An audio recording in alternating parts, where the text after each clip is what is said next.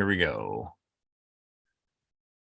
Hey, everybody, and welcome back to another amazing episode of the best darn show on the internet, the Sharon Show. I'm so excited today. We have a guest, and we're live. All the best things about the Sharon Show. We don't always do this live. Usually it's Thursday nights we do our premieres, but tonight's live. I think next week might be live as well. We'll keep you posted with that. But also, before we get going, I just wanted to give a little bit of a disclosure at the end, at the beginning of this show.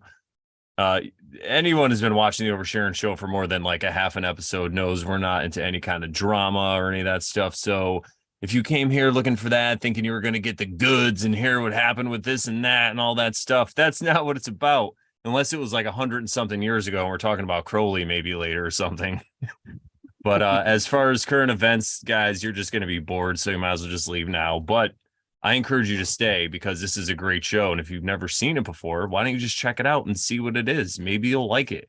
Maybe you'll like Sharon and Brandon. We already have a hilarious pun as the name of our show, the Sharon Show. And all we do is overshare. So how you doing, Sharon? Speaking of Sharon, how's it going? I'm good. It's been nice. Cody's here. We've been hanging out. Oh, that's amazing. Shout out to Cody. Sharon's man, he's an amazing. I mean, we all have in this, all three of us have amazing women and men in our lives. You know, my woman's been a great inspiration to me. I've been reading Dune to her. She loves it. You know, it's given me some good practice to maybe do audiobooks in the future or something like that. But yeah, it's been a lot of fun. So I'm excited. Oh, you know what? We start with a quote, don't we, dude? I have one too. Nice. So I think we'll start with a quote. We'll pull a card. We'll check out the chat and then we'll hit it because I want to give some shout outs. So today's quote is, "We shall not cease from exploration, and the end of our exploring will be to arrive where we started and know the place for the first time." And that's by T.S. Eliot. That's beautiful. Nice. T.S. Eliot. Should I pull, or should I show you guys the card that fell out while I was Yeah, do earlier? It. Shuffle. Where'd I put it? Usually Sharon pulls one on the spot, but she was shuffling and one fell out, so we're gonna go with it, everybody. We're gonna go with it because it's the Emperor Thoth deck. Aleister Crowley's deck. There it is. And if I might, I'm gonna read from this book here that's specifically for this deck. So it says keywords: Aries, pioneer, discoverer, leader, initiator, creative wisdom, great leadership qualities, urge for action, adventurousness, new beginning, fatherhood, and authority. The emperor is portrayed as a crowned man in a majestic gown. The globe with the Maltese cross, symbol of imperial dignity, represents the unification of wisdom and worldly mastery. His throne, which glows with the fiery colors of Mars and the sun, is ornamented with the heads of wild Himalayan rams. His scepter also bears the symbol of power and adventurousness. The reclining lamb with the flag of peace represents the other aspect of the ram. The qualities of true leadership include humility and submission to the cosmic law, as well as dynamism and power. A deep understanding and a constant consideration of the will of the whole are also necessary. A ruler with these qualities is filled with a tremendous compassion, which will allow him or her to sacrifice the self for the good of the whole. Like compassion. Oh my gosh. Your first episode of your podcast, I loved it. Awesome.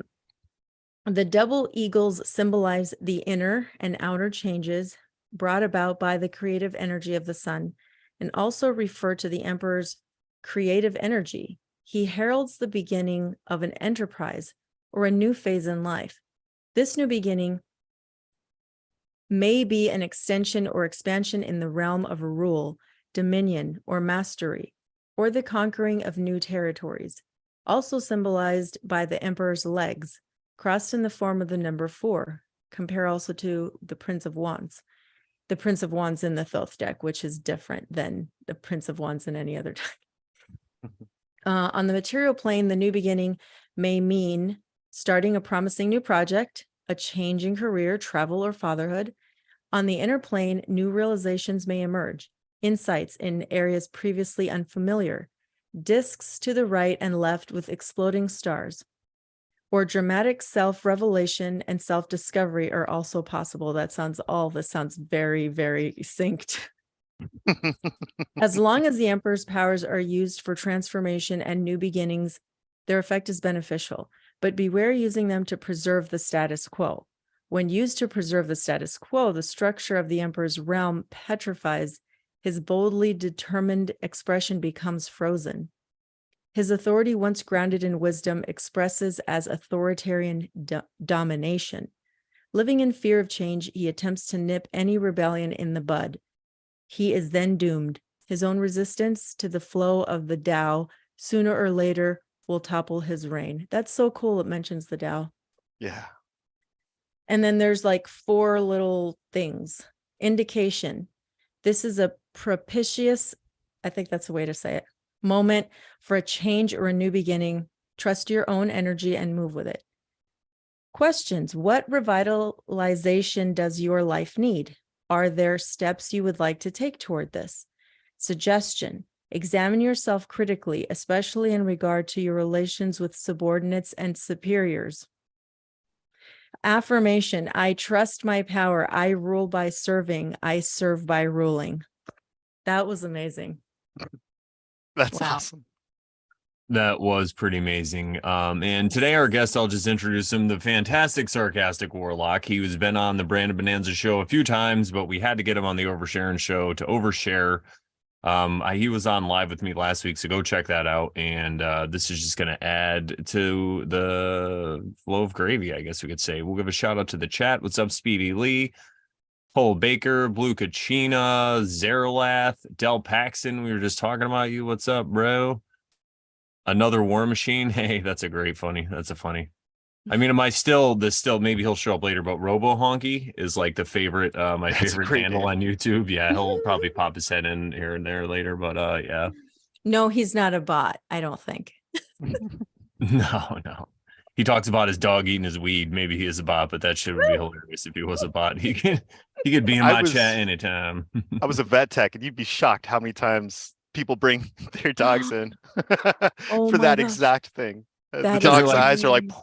it's just No. And they're blowing like, do I out. get my weed back, man? Can you get Yeah. my weed? Things.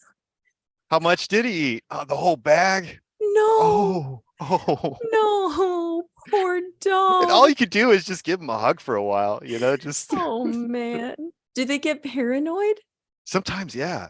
Of Totally. course they Yeah, it depends on the dog, Right. Yeah. Just The like the ones that person. are more spiritually elevated.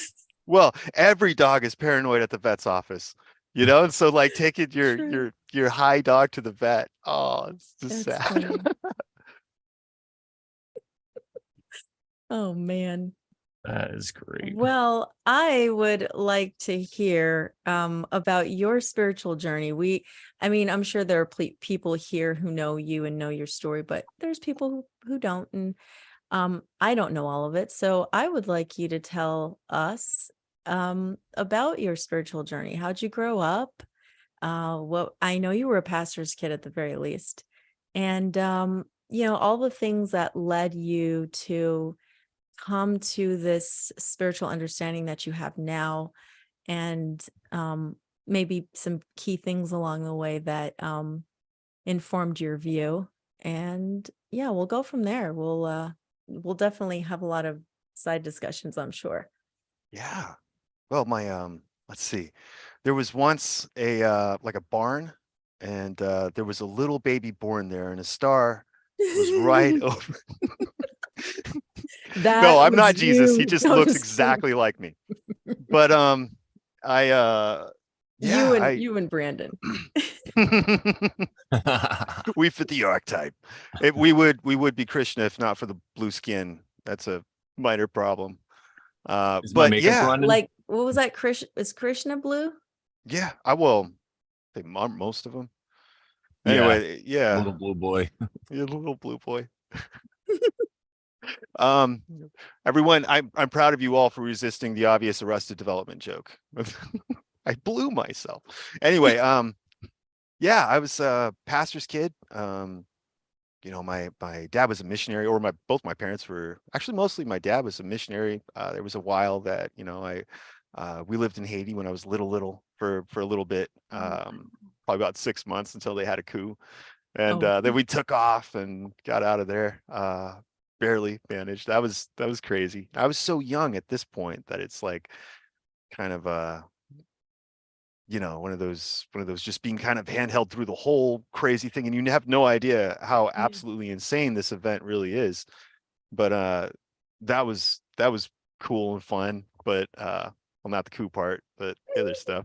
And so yeah, it was just, my parents were dead serious about Christianity, extremely devout, and we were really following Pentecostalism, which for those of you who don't Oh, know is it's a type of Protestant Christianity, like a descendant of Protestant Christianity, but very hyper focused on the Book of Acts, and especially the day of Pentecost.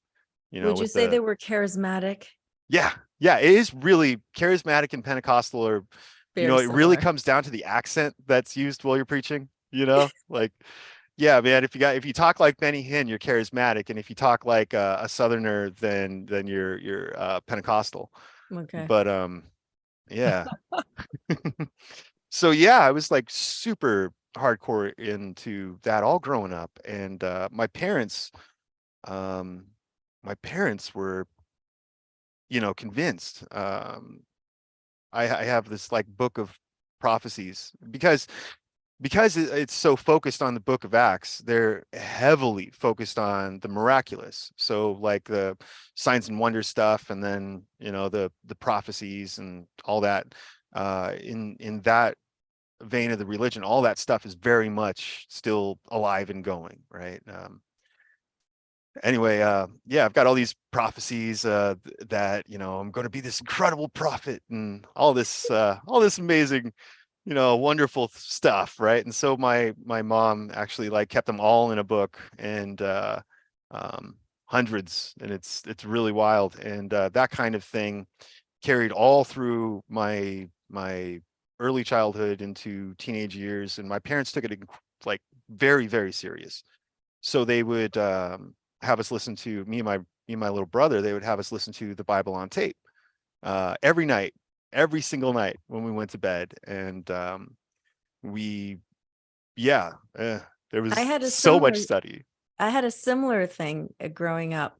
My mom and dad would have me and my sister read um, the Bible, a little bit of the Bible before we went to bed, and we would read it in English and in Spanish, or in Spanish. Like we were little, we were really small, and we would. My dad was always so like proud of that. It's so That's funny. so cool. That's awesome. Yeah. So from there, yeah, time went on, and Jesus learned through the things that he suffered, as the Bible put it. But we, yeah, I went to ministry school when I was probably about, I think I was 21, just turned 21, and went to ministry school and went through all that. And again, it was in the same vein of that Pentecostalism, more towards the radical end of Assemblies of God, to be specific.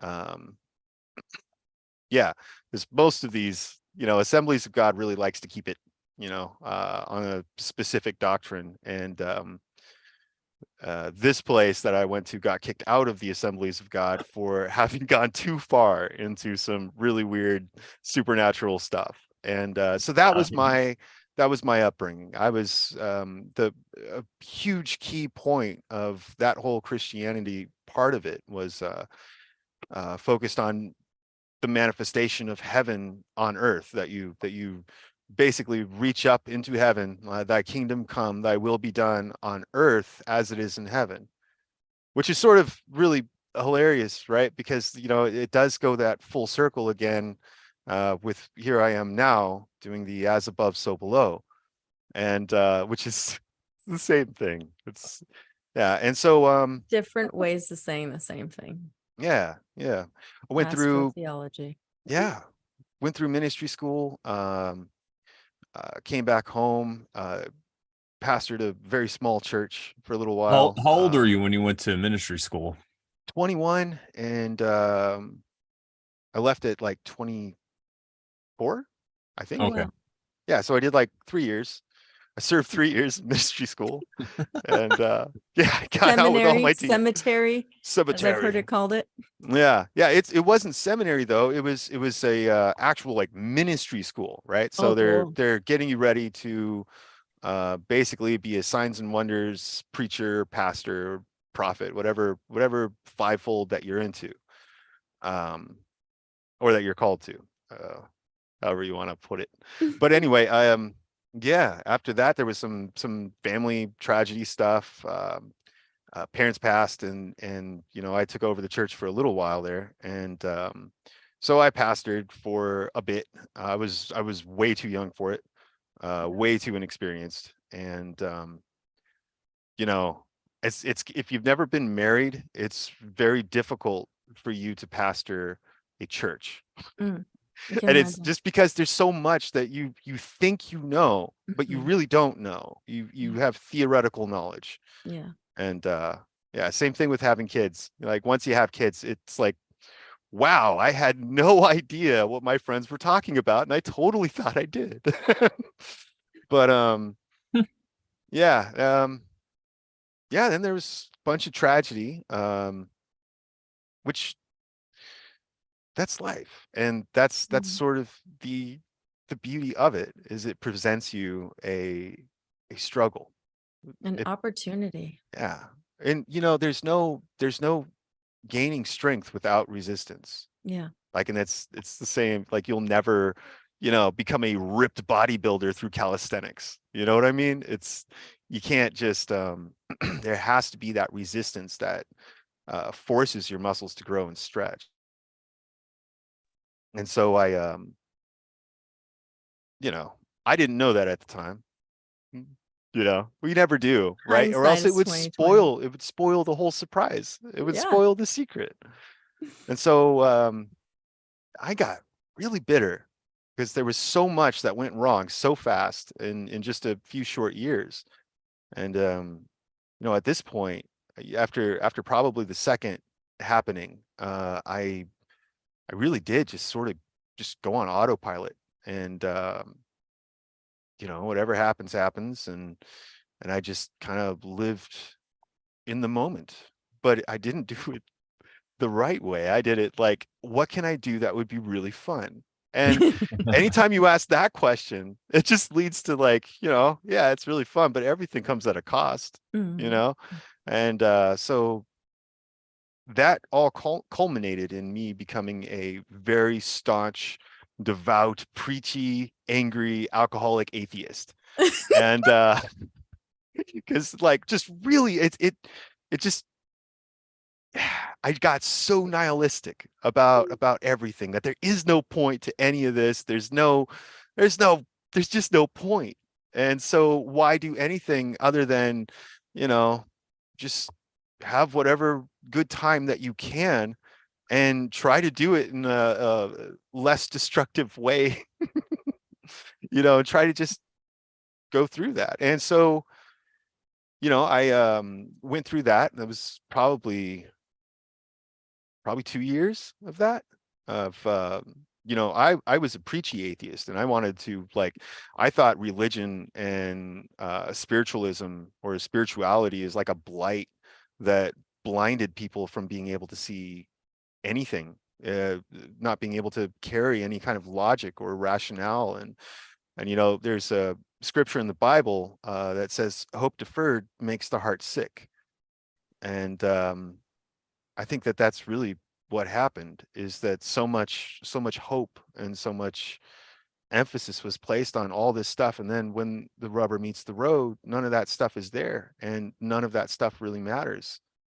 Like every time I've gone through tragedy, I've never asked myself, like, well, what would Paul say about this?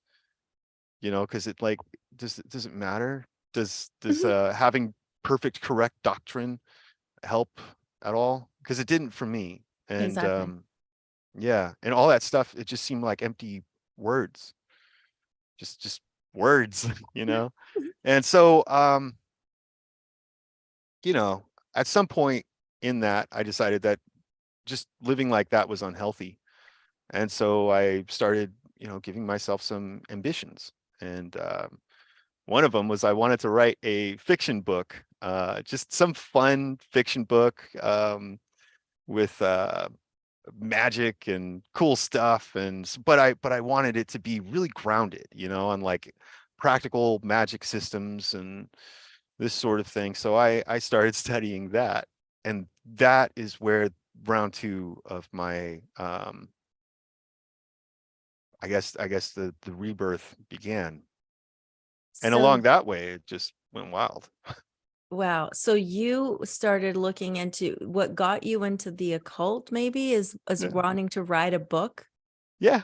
Just a Nice. fiction book, Yeah. just for fun.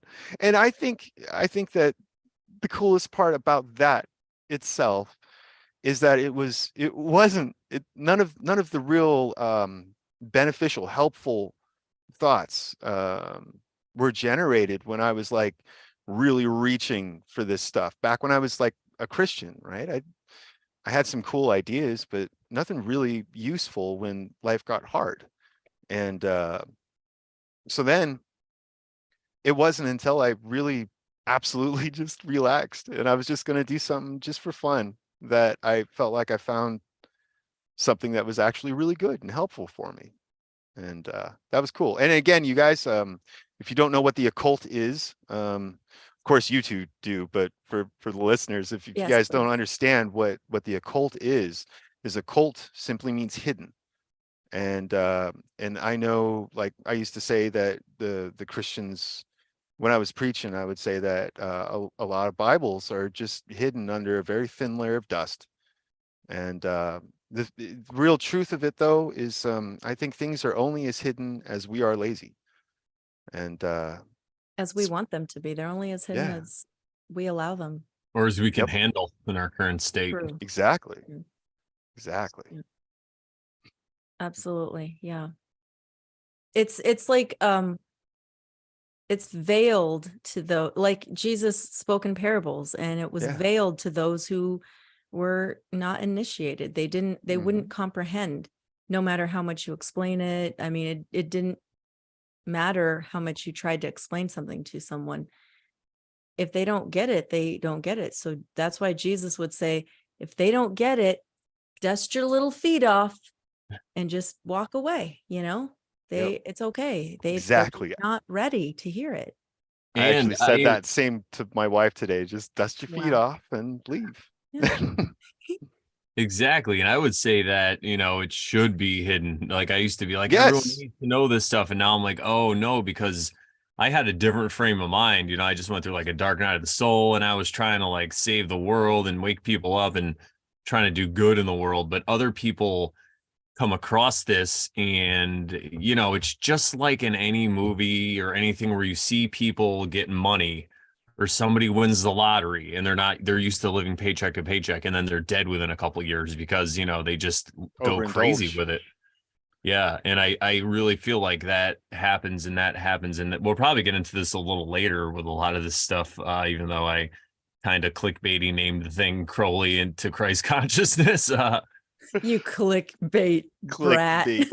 Yeah, I mean, there's more clickbait we could have used, but we don't stoop that low, but we will stoop to this. Yeah, but anyway, so Well, and I see it too in real life all the time with people that have that have knowledge of this occult stuff and they're just using it in ways to kind of help themselves. And Joe P was on and we talked to him about that, how he had manifested some things in a house and he just wasn't happy. And then it kind of all went away. And then he realized his own goal was to just raise his consciousness while he's here, yes. And it's Yeah. all with intention too, I think, too. Yeah. Because Mhm. I think with a like, oh, let me see if I can try and do it. And let's like, yeah, I want a big giant house, let's just, but if there's, I mean, I think that's doable if you have the right intentions and good intentions, but Yeah. Well, Matthew 13, I think it's Matthew 13. either that or 14, but is the part where you were just talking about, Sharon, about the why Jesus spoke in parables, and about, you know, it is for the, it's for your ears to hear and not for them. It's given unto you to hear and not to them. And, you know, it's to fulfill the prophecy spoken by Elias, Jesus says. And then he goes on and gives another parable about, and it was about people being held responsible for the information that they have. And so I can't help but think, I mean, you're reading these two things in the context, and, you know, in the original text, there's not these chapter separators or verse separators. It just flows one thing to the other. So there's no like subtitles for each section of the Bible. So one of the things that, you know, going straight from, you know, why do I speak in parables so that they won't understand, to everyone's held responsible for the things that they know. And then Manly P. Hall says that, you know, the spiritual mysteries can't be brought down to the level of the uninformed. To the wise, they are already simple. Exactly. and they must always remain a mystery to those who don't get it. And, you know, for me, this whole thing is, it started out as like, you know, I'm going to become this great and powerful wizard. You know, oh my God, all magic's real, and we could do all this incredible stuff, and we could manifest and all this. And the more I've studied, the more I realize what I'm really doing is I'm learning how to be a well-adjusted and decent person. And what I'm doing is I'm using esoteric language and esoteric framework to better understand myself. And it's just like, maybe I am just that weird that I require this weird language to be cool with me, you know? And like, and I become really cool with me with this weird ass language that it's all occulted and secret, you know? It's fun. Yeah, I love that, because Sharon and I always talk about how, you know, we don't care as long as someone's living in accordance with the golden rule or whatever. Yeah. They're a Christian and they're going to church all the time, but as long as they're doing that thing and they're being like Jesus, that's all that matters. And that's exactly what we say. We're like, we need this crazy, different, weird stuff. You know what I mean? Like, some of us just have too many questions, and we just need to get to the top and then realize that it doesn't matter. No, you know, those who know don't talk. Those who talk don't know. And quick shout out to Creevy Root, by the way, in the chat. She said, "How dare you? I got clickbaited into here." That was great. Some Crowley trickery. Yeah, she's like, "Damn it." Yep. Oh. Yeah, so this stuff has been incredibly interesting for me, because it feels like I'm able to explain myself to myself and understand myself in a way that I'm able to accept myself. And then through all of that, there's so many lessons that seem like, on the face, it seems like very esoteric and strange. Like, for instance, the Gospel of Thomas is a great example of these esoteric texts that seem very gobbledygook until you really sit down and think about it. And to me, the greatest joy in occult study is that it's not like studying science, or, I mean, it is a science, but it's not like sitting down and studying a certain prescriptive thing. It's more like studying poetry. It's not memorizing. Yeah, you're studying poetry. You're drinking a thing very slowly and spending time actually like thinking about it, and taking your time to break down these concepts. There was one specific thing in the Gospel of Thomas about, I can't remember it exactly, but it's something to do with, like, you know, the flow of, you know, he who has not, and you spend to get. And I could pull it out if you want. I got the Nag Hammadi over here, but I spent months just sitting there thinking about it, or like 3 months, before I realized, and not going on and reading more until I understand this thing, because it just, sometimes you come across a riddle and it just feels like it grabs you and pulls you in, and it won't let you go until you understand it. And I spent like 3 months just dwelling on this, and until I realized what it meant. And the practical application of this for me is it goes along with what Manly P. Hall said as well. I'm going to quote him a lot tonight, but it goes along with what he said about acts of service being the thing that binds you to being a good wizard, a white magician, he calls it. Mm. And to always maintain acts of service for humanity. I studied some Rosicrucian magic, and that was the exact same thing. This heavy focus on acts of service. Mm. And in fact, Manly P. Hall says, I agree with him completely. He says, the only white magic one can do is to pray the prayer that Jesus prayed, that not my will, but thine be done. Yeah. And that's the only white magic anyone can do. He said that every other act of magic that's focused on selfishness, which is the root of all evil in the world, is this selfish desire to gain and profit. Mm. But the prayer of not my will, but thine be done. I mean, to be honest, it answers a lot of my parents' woes, of the hope deferred that makes the heart sick that David spoke of in Psalms. Is it's that same thing that my parents endured, trying to balance, like, well, God says we're supposed to be healthy over here, and then here I am in real life not healthy. And so, like, trying to weigh these things out, I watched my parents like blame themselves, blame each other, blame whoever, and because the promise in the Bible was this. And so yeah, I think that praying that prayer of not my will but thine be done is the answer to the hope deferred that makes the heart sick. And yeah, And who there's said that again? The hope deferred that makes the hope deferred makes the heart sick. I don't remember where was it it is, but it's in David? Psalms. David. Yeah, Maybe yeah, Psalm of David. probably. What was it in reference to? Was it when his baby died or something? I can't remember. I don't know. They're like, you might be able to put it together, but yeah, it doesn't exactly tell you in Psalms. You just got to kind of guess. Infer, yeah. Mhm. Yeah. Yeah. I always thought black magic was just learning how to swim when you're a black guy. I'll be here all week, everybody. Thank you. Brothers don't surf.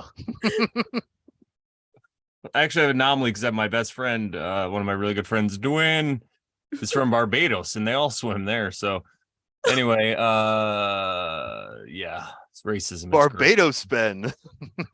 Yeah, and there was something you were saying, and I was gonna comment on it, but I just also wanted to throw in there, now that I remember, that I also had a very crazy Pentecostal church experience with my family around like end of third grade, fourth grade, into like sixth or seventh grade. And I also like thought I was going to become a preacher and all this stuff. Like I just would be in Bible study with the adults and all this crazy stuff. Yeah. And but it is amazing though, now that you look at this stuff, that's what I want to bring up, because you mentioned Thomas a couple of years ago. When I was getting into all this stuff, I watched I was getting into the book of Thomas probably around 2018 or so, and I watched a Yale course I found on YouTube, a Yale theology course. Nice. And the teacher was like, or whatever, the professor, he was like some kind of priest or whatever, but he had no idea. Like he's reading the book of Thomas, and I just, went through like a Mark Passio indoctrination of like symbolism and stuff and all these things. So I'm like, oh, I know exactly what they're saying here. Or, I could kind of get an idea. And this guy had he's like, this doesn't even make sense. He's like, what does this mean? And I'm like, I wish I was in that class, like. Yep. Craziness. Yeah. It's funny you talk about that too. It just triggered my memory that, I mean, I also grew up in like this, like Pentecostal charismatic adjacent type of church. So I kind of get all that. And my dad was kind of a missionary too, as well, on and off. He wasn't like a full on, he was like a deacon, but also kind of a missionary. But I was reading my diary the other day, like from high school. Like I've dug into some old boxes because I'm trying to organize organize some stuff.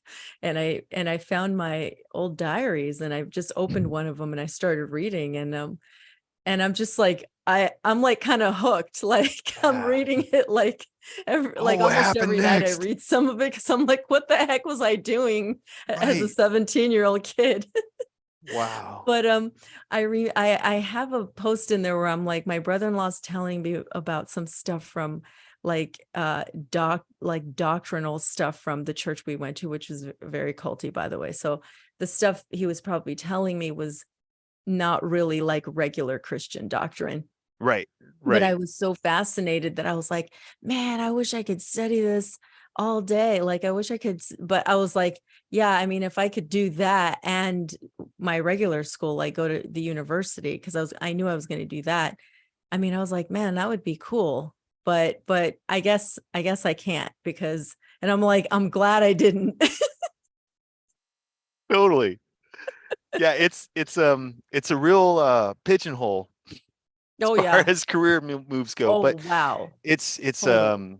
yeah. What a wild ride, by the way, when you go your whole life geared towards doing the whole pastor thing, and then Oh or at yeah. least speaker, right? Because I never really wanted to be a pastor. I wanted to be like a traveling prophet. I found those guys to be just the coolest because they're like weird, kind of, they just blow through like a hurricane, and everyone's on this like spiritual high for like a month afterward. And I thought that would be the coolest job, like you are the crest of the wave at that point, you're everyone's catalyst. And I thought Tent that would be meetings. awesome. Yeah. Oh my gosh. I went to a tent meeting one time. This guy, you young man, stand up, stand up. And he starts, this is Prophet Bob, don't remember his name, Bob something, at this tent meeting, and literal tent meeting. And he's like, God's anointing you as a prophet. Now I've heard this so many times before, That's and hilarious. just weird, right? Another weird synchronicity. I don't know why everyone looks at me. I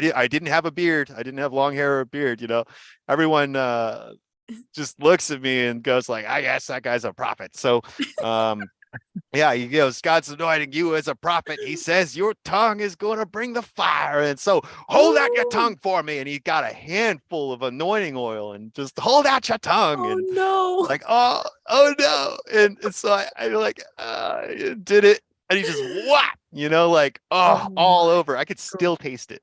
Still to gross. this day, taste that. And I never got that frankincense and myrrh out of my mouth. And Oh my gosh. I I used to guess that get was that on sort of my the point, right? Is forehead that's all the some time. wild Pentecostal magic. Mm, mm. My mom and dad carried the anointing oil with them everywhere. And like they'd Yeah. be like, oh, sometimes my mom would be like, can I pray for you? And I'd be like, sure. She'd pull up that stuff out. And I'm like, Mom, no oil, please. Like, please don't put oil on my forehead. And she'd just be like, she'd Yep. just do it anyway. I'm like, Jesus Christ. Oh my God. When my mom would Exactly. get nervous, Jesus she would like Christ. anoint the car sometimes. And Oh yeah, it was great. It was great. But yeah, Lord. I like that's something that for a long time, obviously, right? Having gone through the angry atheist phase, I regretted it tremendously. I was angry that I had spent my entire life in training and all that for a thing that I'll never do. And then it got to now where I could look at everything that's happened and see my worldview's kind of weird because I consider everything that happens, like all of it, to be just a massive, like all of life itself, to be a massive, beautiful synchronicity, a grand metaphor that is You're not, constantly unfolding. you're not And weird yeah. for thinking like that. But yeah, I think so. I think that my whole life has been just a giant synchronicity, um, and that it occurs exactly as it's meant As it to. should, Yeah, as and it it's meant always to. has. Always, And always will, yeah, always does. Yeah. this is where my saying of everything is always perfect and always has been. It doesn't Hmm. mean you like everything. Yeah. It means it's exactly just As it right. should And be. again, I think that this is, even if we're not going to flex our spiritual manifesting muscles, I do think that this is a philosophy that one can take on that will actually give them the strength to have a good day, just a good day, because every day bad stuff happens. Every day is filled with its own problems. And if you can embrace this idea that everything is in its perfect place, Mm. even the stuff you don't like, then it's okay. And you're not, I don't see it as it gets weird when people take it to this extreme of everything happens for a reason, and God will cause everything to work for the good of those who love God and are called according to his purpose. And so then they poke you in the eye, right? Because God will make that out to be good. God will fix that. You know, it'll turn into something great. So let me just jab you in the eyeball real quick. And that's when it gets really weird. That's like the new age in a nutshell. Exactly. Yeah. Yeah. But you know, Marcus Aurelius, I've been quoting this a lot lately. He I've said, a been wise listening to man. meditations. Oh, such a good book. Yeah. Such a good book. But I think this is from that. He says, a wise man endures his pain. He accepts his pain and endures it, but he does not add to it. And it's kind And of like what you guys talk about with the golden rule a lot. yeah, and what you just said, it's like the encapsulation of acceptance. Yes. Like, Yes. and when you can, and earlier you mentioned accepting yourself just Mhm. as you are, and synchronistic with me, because I've recently come to that kind of notion that I have to accept that. I have to accept Yes. everything that's happened to me was just meant to happen that way, no matter what, like it, even if it was a painful experience or not. And it's okay. And I can be okay. And I am Yeah. okay, you know? Yep. Yep. Yeah. It's there's a lot of stuff that there's been plenty of times that I made some radical life altering decisions without having had any choice involved. I didn't really make a choice. I just rolled with it, and I went along. And maybe this is just something that I tell myself to make myself feel that sense of acceptance of my life. But I do have a sense that destiny itself kind of takes the wheel sometimes and makes things happen. These things that you just simply were not being aware of. And in my mind, the greatest point of magic is simply being able to make a choice, and to make a clear choice, your own choice. I think that's the most purest true form of magic, because choice itself is change. And so what I aim for in my own personal life is that everything I do, and this is, I'm not perfect. I don't nail it every time, but what I really aim for is that everything I do, everything I say, even the words that I'll use to say them are something I've actually considered and thought through, and made a choice to say it this way, or to do that thing, and to not do anything without, to not do any knee-jerk reactions to a thing. And it doesn't go against just being able to flow, to enter that flow state. It's just a simple awareness. And I bring this up because, you know, the first lesson that I feel like I ever really got when I started studying this stuff was to just be honest with yourself. Because you know, to use a metaphor, truth is like a very, very noble, beautiful, regal woman. You're not going to like spit on the floor in front of her and expect her to just hang out. You know, you're not going to expect her to go do dishes now. It's something very precious that you are very fortunate to be in the presence of. And any amount of dishonesty, uh, she doesn't, she gets offended really easy. Truth is offended by lies. And I do tend to think that there is a matter of defending that lady. And you have to do that within yourself, like, or else you'll never be able to do it on the outside. You'll never be able to identify truth if you can't value the presence of it. You know, if you can't see that as a virtue worth just loving and taking care of and treasuring. And but Love your neighbor as yourself. yeah, that's a good one. And how can you love your neighbor as yourself if you don't love yourself? Mhm. Exactly. Yeah, how can you be honest with anybody if you're not honest with yourself? Exactly. How can you ever explain how you feel to somebody if you aren't honest with how you feel? Mm. And that right there is another piece of that acceptance. That was a huge big deal for me. Was it's not just a matter of like absolute control over oneself. Uh, you know, everybody knows the Masonic symbolism of the white and the black, right? The two pillars, the light and the dark, the good and the evil. Um, I think it's just a fact of nature that everything is held in this constant contention within this sphere, right? Or cube, even. We can call it a cube. But everything is As held in long as this. you are following the golden rule, I'm cool with you. I'm just Yeah, sure. Are you gleaming the cube over there? kidding. Yep, I'm gonna roll those dice. You got a bunch of board games back there, don't you? What's that? You got a bunch of board games back there? Tons. I got loads. I got like bags of dice. It's crazy.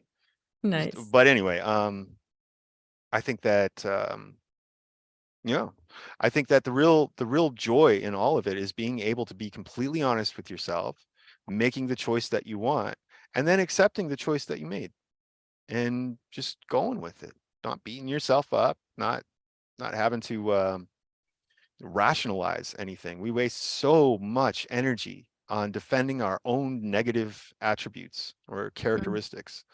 Oh yeah. You know? Been That's there, another done Manly that. P. Hall quote. So sometimes do. Help us, Lord. Yep. So this is great. I'm loving this conversation flow, but I wanted to get to I have questions about, I would like to know what got you started looking into the topics that brought about your first podcast.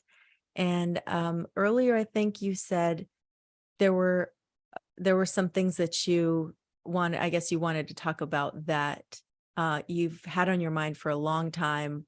And I would love for you to get into that.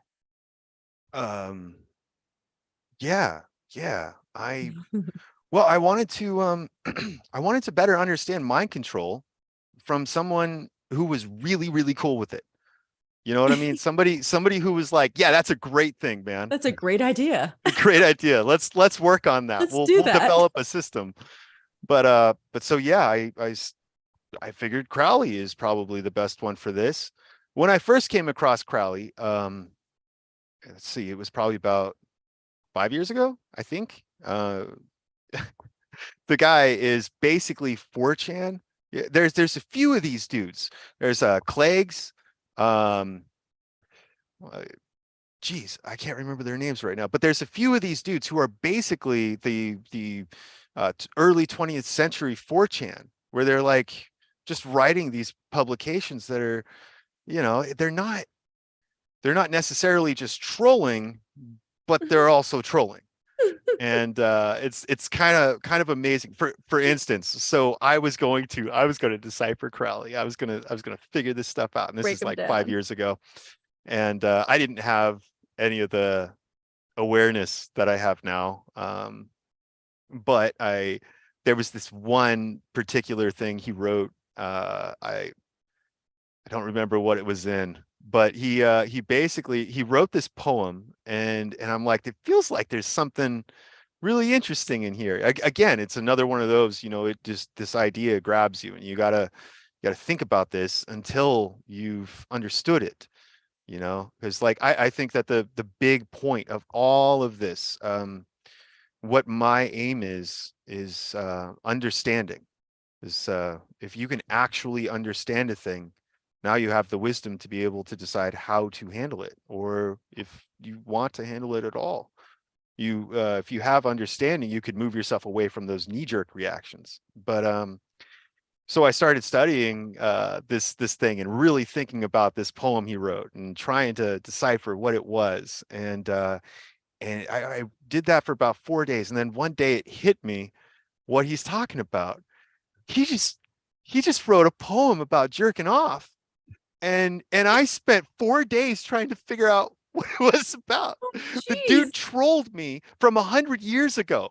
Oh man. I got trolled He now rickrolled you. from 100 years. Yeah, it was incredible. It was incredible. And that's really when I got the first bit of like respect for Crowley, because and again, I just want to point out real quick, I'm not a Thelemite, which is Crowley's religion that he started. I'm not that. If you were to call me anything, I suppose it would be an esoteric Christian.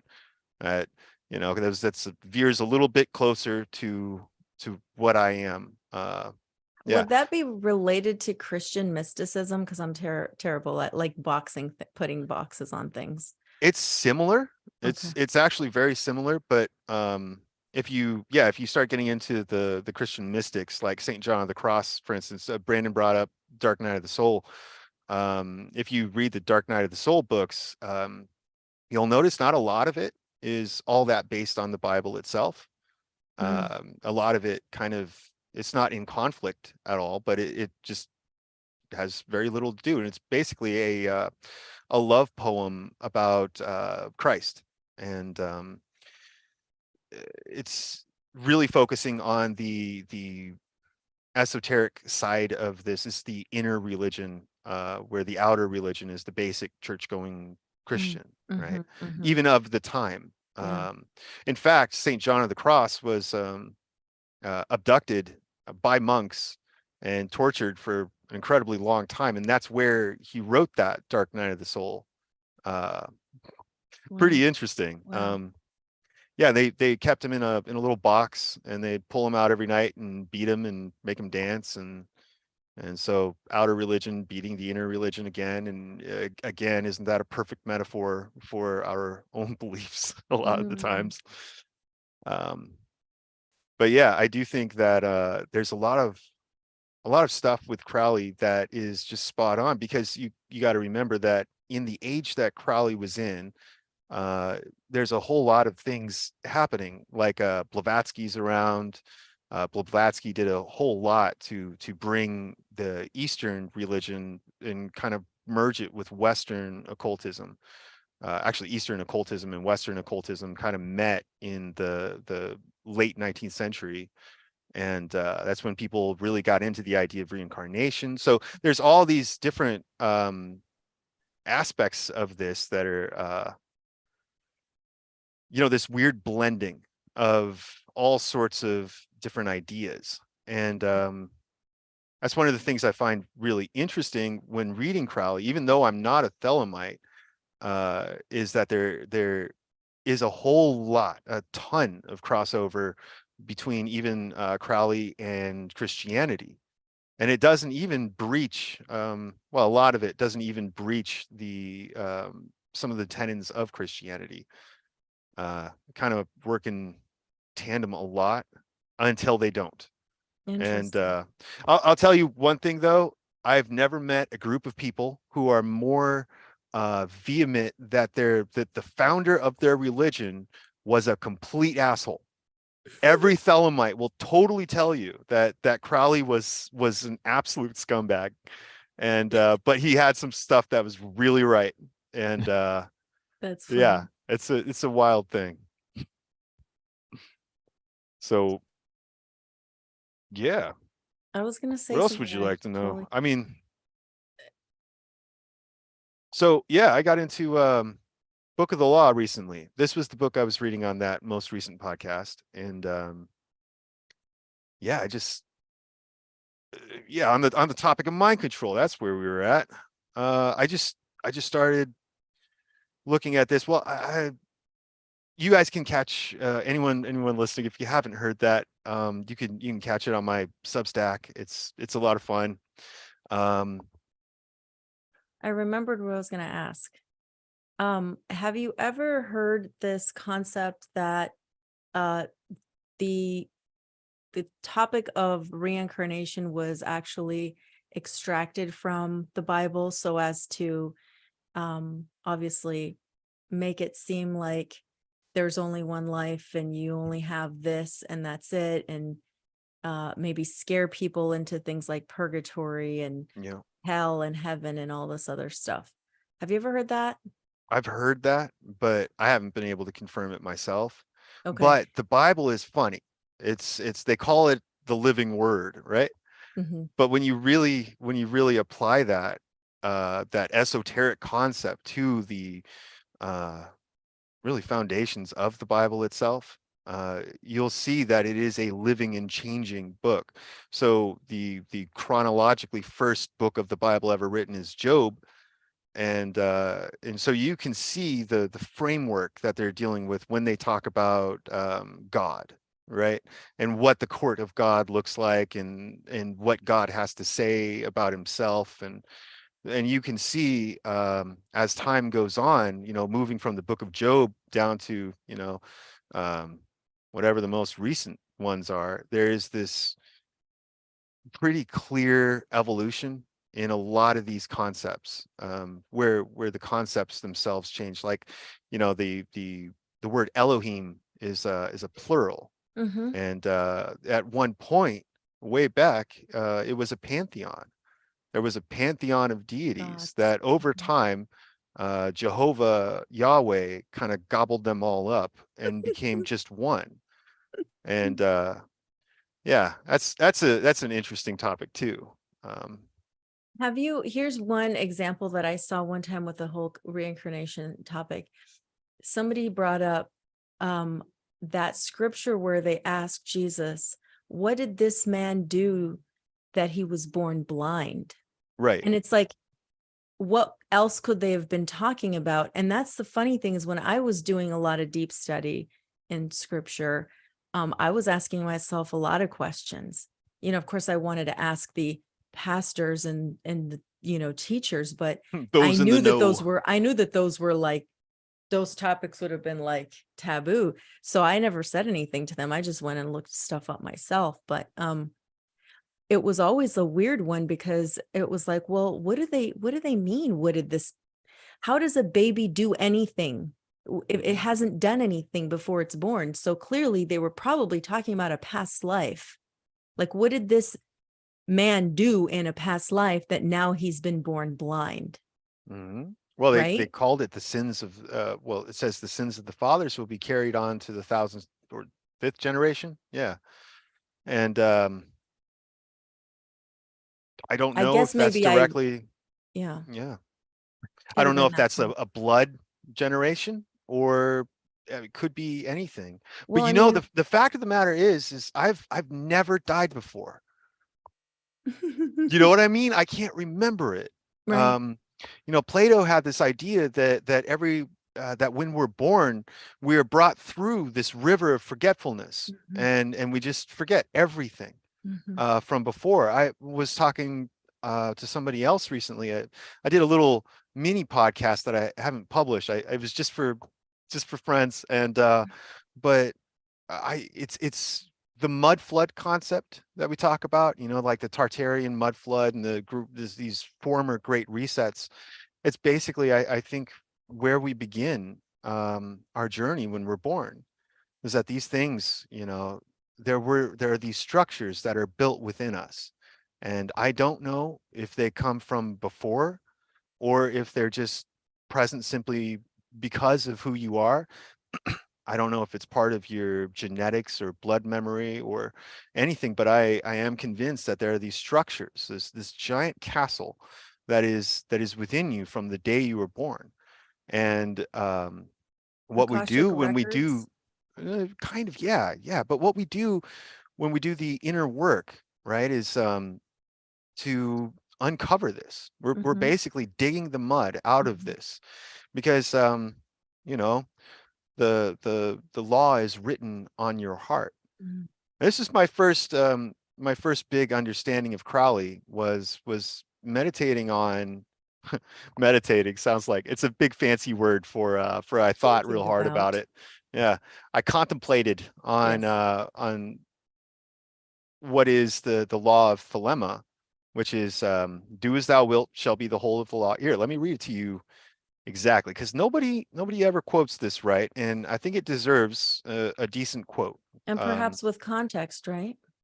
there's not a whole lot of context here, Okay. but I could explain it. Do what thou wilt shall be the whole of the law, end quote. And it's 3 parts. There's 3 direct quotes that always need to be said with each other. They belong together. Next quote is, love is the law, love under will. Think about that. It's interesting, yeah. The next one is, there is no law beyond do what thou wilt. Doesn't that just contradict quote number 2? And didn't quote number 2 contradict quote number 1 to begin with? So you see, there's this feedback loop. And a lot of the times you do get the whole psychobabble stuff where people are just saying stuff just to fill time, to make you think that they're really smart, you know, or like, oh, dude, I don't understand this guy. That must mean that there must be an answer here somewhere. But you know, Julius Evola once said that when myths on sacred subjects are incongruous in nature, it calls the reader to look deeper for this hidden meaning. And if you kind of apply that to this, it goes to some really interesting places that I really do believe that the law of God is written on each man's heart. And it Romans really 2:15. exactly. And it's a matter of uncovering that, to unoccult something, because it is hidden. And you have to reveal that, have that revelation, have that apocalypse within yourself, where you've dug out these giant chunks of whatever and gone like, holy cow, I found the law. There is no other law but this law that is written on my heart. And that, in essence, is the meaning of do what thou wilt. It is to follow that exact law that is written on your heart. It's your true will, which is the perfect form of creation for you. And so adhering to that, in doing that, you fulfill the law. Like, here, here's another interesting one here. Let me find this real quick. By the way, in the chat, somebody said Romans 2:14 right before Sharon said it. That's crazy. That's awesome. I didn't even see that. Val L, you missed the part where Sark said he got tongue slapped by a prophet. That's a oh yeah. And I said slapped with anointing oil. Right in the tongue too. Gross. All right, well, I can't find it right now, but basically there's this part where your only purpose is to do the law that is on your heart. And see, within that, what it does is it places you in your perfect spot. Crowley does a lot of talk about how we are stars. When he says we, he's referring to himself and those like him, and not just all of humankind. Because, you know, there's a lot of people who really aren't doing much of anything. They really do just leave their mind unattended, and they let whatever it is that it is around them influence them. I mean, Plato also said that whatever you allow, or Aristotle, whatever you allow to influence you, is going to begin to affect you. You're going to take that shape. The Greeks were all about forms and how these forms are such a big part of reality itself. It's like the congealing of spiritual into material. Yeah, and that reminds me just briefly is what Eileen McCusick talks about in her books, Tuning the Human Biofield, and I think it's Electric Body, Electric Health, where she's just talking about how we're just energy, and you know, the ether around us, and you can't see it necessarily, but you have a field around you, and that field affects everything around you, and it's like you were just saying right now. Yeah, it's so much fun to study this stuff, because along that way you begin to, you know, work on uncovering that law, and then you begin to adhere to it, and then as you adhere to it, you become free. You become absolutely free to do anything. And you know, a lot of people, you know, another bit that people have a hard time with is the whole do what thou wilt, because it makes it sound like it is you're allowed to do anything. It, Yeah. it sounds like it's contrary to the golden rule. Exactly. It gets explained a lot as might makes right, which it simply doesn't mean that. And Crowley absolutely does think might makes right. There are parts where he's like, you know, if he be a king, strike hard and strike low, and if he be a king, he'll still be standing. Because Crowley's whole point of view is you can't knock a star out of the heavens. You can't knock a star out of its place. It's given this place and it's taken that place, and it's unmovable. And if you knock it and it moves, obviously it's not a star. And so it does lead to a lot of that kind of thinking if you take, but what I've found the most, just over and over as I'm studying these very different and varying religious and esoteric traditions, is that a lot of these things are at its core, it's identical. A whole bunch of them are the same thing. And what really is the difference is the application of the knowledge, not the knowledge itself. It's I always made this analogy that I can give one man a gun and he'll go and hunt for and feed his family. And I can go give another man a gun and he'll shoot up a mall. And it's not the gun that does it, it's the application of that Absolutely. tool. And that's what I find the most The interesting. intent So of the person. Crowley gets it right. And then he goes, so therefore, because Paul even says, all things are permissible for me, Yes, but not but all not all things things are profitable. Yeah. And that's exactly what Crowley says too, like almost word for word. He just was a lot more okay doing whatever he wanted. And he saw himself, I mean, he signed his name as the Beast. This is a man who like truly accepted himself for what he was, and sought to heighten that, right? Or plummet to the depths, I guess, in his case. But he was quite happy just being exactly what he felt that he was.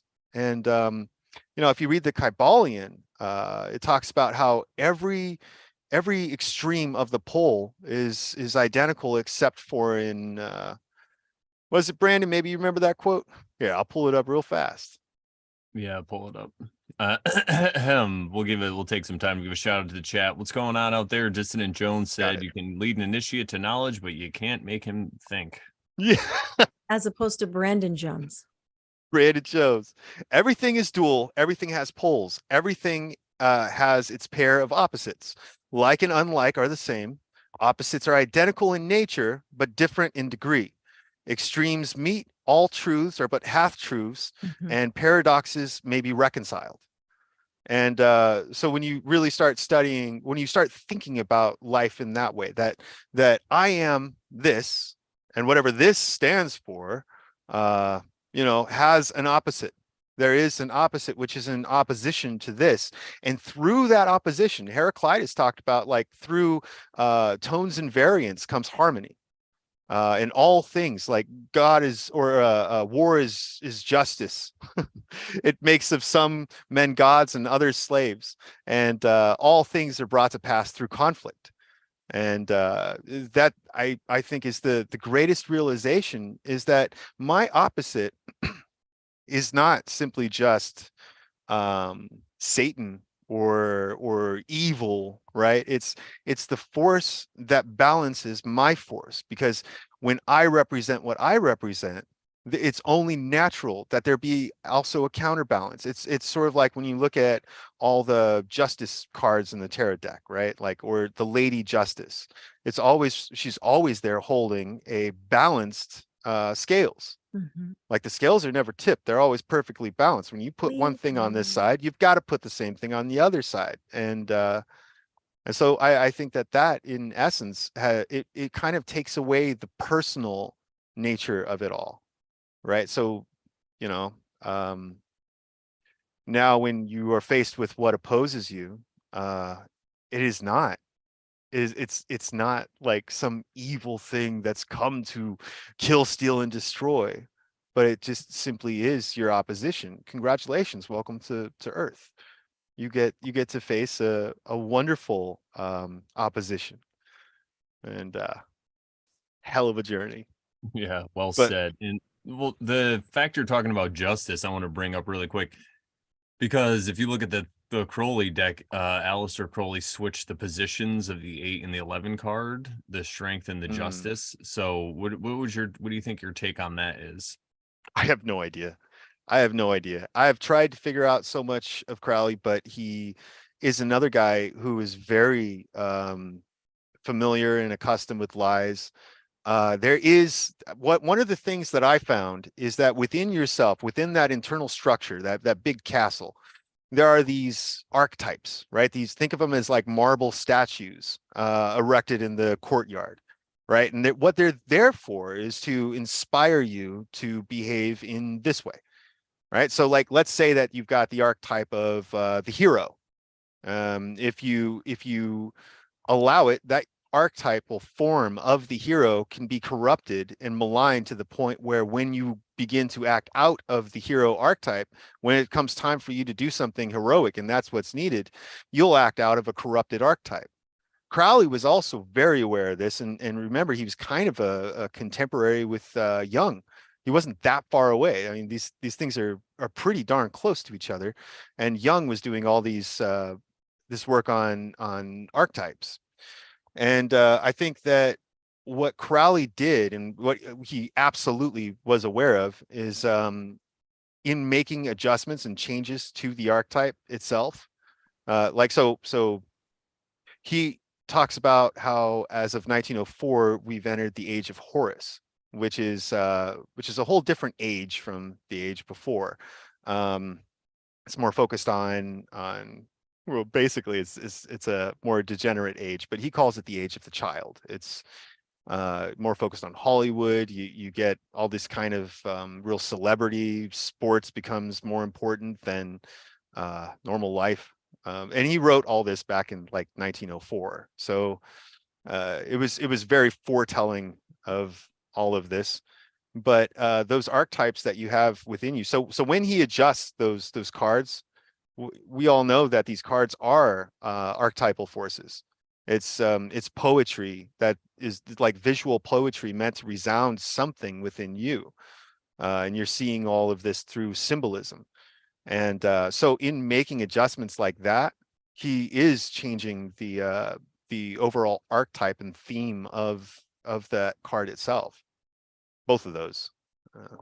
Yeah, for sure. I think I heard a little bit from Michael Tessarion on that, and he was saying how Crowley put strength at the top at 11 because that was the most important thing. Whereas, classically you have justice there because they said justice was the strongest. And I guess Crowley's argument or whatever his reasoning, and again, he said he was a liar, right? So maybe he was trying to throw people off, but it was that will is the most important thing, strength, because you have to have that strength and will to, like you were saying, do what's in your heart. Yeah. Yeah. Well, what's so interesting is as we live, right? We got our parents. I'm a full-grown adult, so the age of blaming my parents for anything is long gone. And but we've got our parents, we've got authority figures, we've got all these different people who are very interested in, even with the best hopes, the best good nature. They try to set us up and give us our an idea of morals and virtues and all these sorts of things. And so those oftentimes can become pollutants within that internal kingdom. It becomes something that is more of a distraction that we look at and go like, oh, that's the one I need to adhere to. That's my inner law. But no, it really isn't. That's just like a sandcastle that somebody built. You haven't gotten to the castle until you've actually discovered that inner law. And yeah, that's a strange ramble, but I think that there is this important piece of actually discovering what it is that you're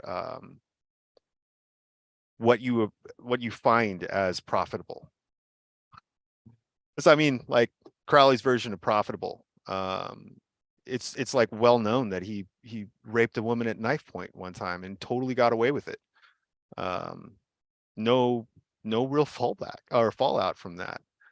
And there's loads of stuff that he did was just terrible stuff. But I guess it doesn't really change what he said. You know, a lot of terrible people say a lot of correct things. Yeah, very true. And, I was going to ask you quickly about you mentioned 1904, and ever since I started hearing the stuff that RKX does, um, I always think of, like, whenever somebody mentions something really close to 1902, I wonder about it. So, do you have any thoughts? I don't know that RKX has talked about Aleister Crowley or any of that sort of stuff. I don't get to watch all of his stuff. he's got Um, so much.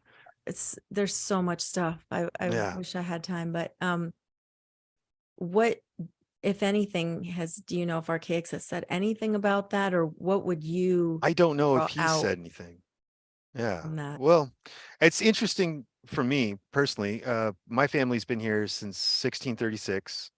I'm a son of the American Revolution, and but yeah, we've been here forever. We have this. I've got this family book somewhere. Oh, it's upstairs, but I got this family book with all of my history for as far back as we can find it, going all the way back to the 16th century. On And your dad's side, or? on my dad's side, yeah. And really cool thing. My grandfather got into our lineage, old man study, and started getting really interested in our ancestry, and ended up connecting with a long lost cousin who was also working on this too. And Nice. so they spent a few years working on this book, and they pulled in all the information that they could find, which means like a ton of like really old letters, just, and you go back and all these letters are all still there, and there's no mention of any crazy event. And I'm not saying that nothing happened, Mhm. but my family didn't talk about it. It wasn't enough. It wasn't important enough for my family to mention it in any letters. And and again, I'm not saying it because like, what was it, 1913? Whenever they did the whole Jekyll Island thing, that was an incredible reset right there. Mm, And there was no giant cataclysm other than signing of paper, you know. right. But so I'm not saying that nothing happened. It's just it wasn't important enough for my family to talk about it with each other, at least not in letters. And in order for me to really accept that there was some catastrophe style reset, I would have to also accept that all these letters are forgeries. And considering I am one of the millions of people who can trace their family back and have letters like these, I mean, you would think that there would be something that existed. And the only way for me to accept that these are all forgeries would have to be some sort of real wild sci-fi thing. There's no Mandela simple. effect. Yeah, it's got to be some sort of like wild sci-fi crazy happening in order, like some Dark City style thing. I don't know if you guys saw that movie, but yeah, all these people are on a spaceship, and the aliens could just pause time and go and just change things and change Wow. memories. And Yeah. yeah, without going that crazy, you know uh Yeah. and just completely disregarding like Occam's razor. Yeah, um exactly. I think the simplest answer, it really is just that, like, yeah, it's something, probably some geopolitical economic thing probably happened, that the common Didn't folk affect the didn't general really. public. Yeah, Yeah. yeah. Yeah. But you also got to remember that the literacy rate is back then was not what it is today. Oh, yeah. And so yeah, I mean, the if something even hit the newspaper back then and it's being censored from us now, there's only a small portion of the population that would have even been able to read it. And Yeah. What Yeah. strikes me about that time frame that RKX talks about is uh a lot of I think a lot of literature and stuff was released. Well, a lot of it was hidden prior or something like that. And yes. then a lot of it was released. And then um a lot of new businesses were just like opened up, Mhm. like they didn't exist prior to that. And all of a sudden, oh, we have all these like new companies and new businesses with all this technology. Yeah. Yeah, there's loads of strange stuff Yeah. that I don't know.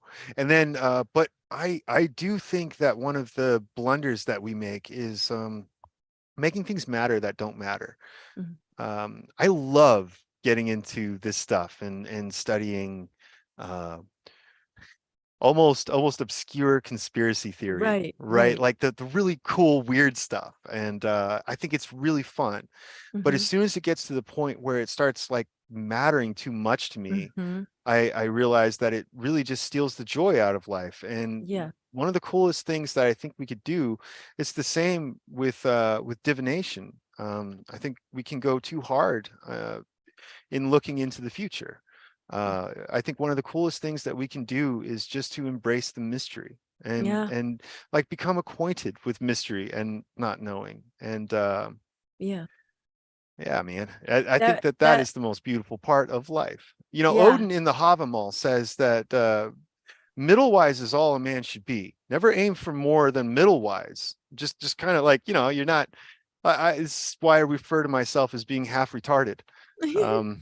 Middle wise, man, half retarded. I hope to never go full retard. But he says like there's never a happy heart who knows too much. And yeah, or a happy heart that knows its own fate. And Odin himself, according to the story, knew his own fate, and so he would know why you're miserable for having known too much. So yeah, part of the fun is just rolling with the mystery, and you know that whole we still got to do that esoteric Dunecast, Brandon, but there's this whole point in that book where the God Emperor doesn't want to look into the future and see too much of the future, because then it locks him in and he's robbed the only real stimulation in his life, which is surprise. And he gets so little of it that it basically locks in the future itself. Once you look, you can't deviate from that path. And yeah.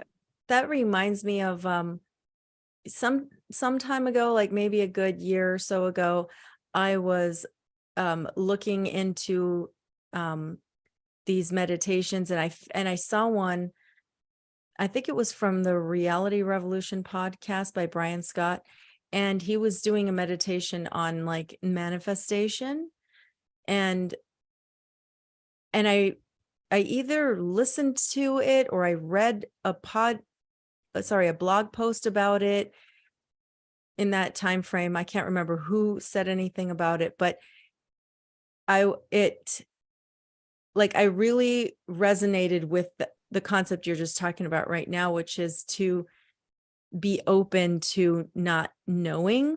Yeah. And so like, it was funny because at that time is when I was like, I had been pulling cards about like my partner who I was going to meet and like all that stuff. Yeah. And it was telling me a lot of stuff about who this man was going to be. And I kept getting like hints about him being a Taurus and him being very patient and him being very slow to do things, because that's Taurus is that, you know, slow moving energy. Right. I was getting Thoughtful. things like that. But at some point I like was listening to some video, and the video was kind of saying like, it's okay also to like, you can be specific if you want to be, but it's also okay to just say, give me the best that you have for me. Like, yeah, not my will, but thine be done. Exactly. Yeah. On earth as it is in heaven. Exactly. And so I really gravitated toward that, because I've never been one to be like, you know, in 5 years, where do you see yourself? You know, and I see myself in this XYZ. I could never do that, because I was always just like, well, I don't know what God has for me. Like, I want that. I don't want whatever that is. I don't know what I want. I want what God wants. You know what I mean? Yeah. In my experience, all manifestation is it always carries a monkey's paw. It is always you get that thing you wanted, but not in the way that you wanted it. And it never you can never manifest the thing perfectly. This is why when you get into ritual magic, it's so important that you have this real strong. It's basically contract law. This is why Jewish mysticism is so like kind of perfectly prescriptive. It's not a magic system I really like at all, but this is why it is contract law. And Yeah. it's very precise. You have to have the entire thing thought through from start to finish. Every consequence, every unintentional outcome has to be accounted for. And to me, that's a level of requirement that just seems like a usurpation of the Almighty, right? And I don't know if you believe in the Almighty or the Great Tao or whatever you want to call it, but it feels like what you're aiming to do is direct the Tao. And in my mind, the unintended consequences of doing such a giant action and the unbridled hubris of one who would aim to move the Tao is not Wow. something I really want to keep my finger on, right? I see, I was always, since I got into this, the way that I've seen it is pursue wisdom over power, pursue wisdom over anything else, which is just an act of understanding. And what I realized real quickly was you stand under a faucet that's dripping with your hands out, just like this, and it drips power into your hands.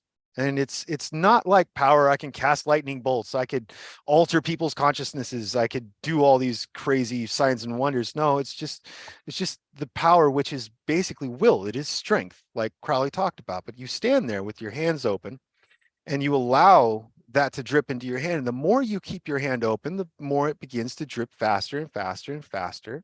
And then eventually, as long as you don't close your hand, it will eventually, you'll be standing underneath a waterfall.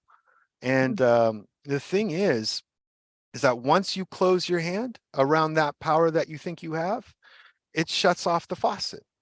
And you get that power that you think you have, but what you actually could get is lost to you, at least temporarily, until you open that hand back up again. And it really is a matter of being capable of accepting that I will just simply be. I will stand under the faucet and allow it to flow over me rather than embodying this great sense of, I am a grand, powerful wizard and people do what I say and I could manipulate with the best of them and all that sort of stuff. The real goal here is to seek wisdom and understanding and not some sort of great, amazing, world controlling, almighty altering power. Because that's just weird. That's just weird. Because it always comes down to some selfish motivation. Yes. And I really do agree with Hall that selfishness, the simplest explanation for all of it is that selfishness really is the root of all evil. And it's where all evils come from. And if you can, not manifest through selfishness, but manifest through just an acceptance, then you will have all things working together for the good of those who love God and are called according to his purpose. There's a lot of people who are, they're called according to God's purpose, but they don't live in God's purpose because they live such a mindless life, adhering to the laws given to them by everyone else and not their own heart. They do things out of a motivation to, either virtue signal or dog whistle or try to fit the part. They want respect, they want this or that. And because of those things, they wind up putting themselves in positions that they simply can't maintain because they've closed their hand around that power. And you wind up with something that you didn't expect and you didn't want, or you get what you want, but not in the way that you wanted it, Like King Midas, right? Yep. Everything Or you like touch will when the turn to genie, gold. What's that? or like when the genie gives you What is that from? Three Wishes. Yeah. Yeah. The genie with the three wishes. Yeah. What if the genie, I was talking to my kids about this and I'm like, what if the genie was a real jerk? And he's like, you're like, okay, I want like 1 ton of gold. And he's like, okay, snaps his fingers and it all just falls on top of you. Yeah. You Yeah. know, it's I like knew you you were got your gonna one say time. that. Yeah.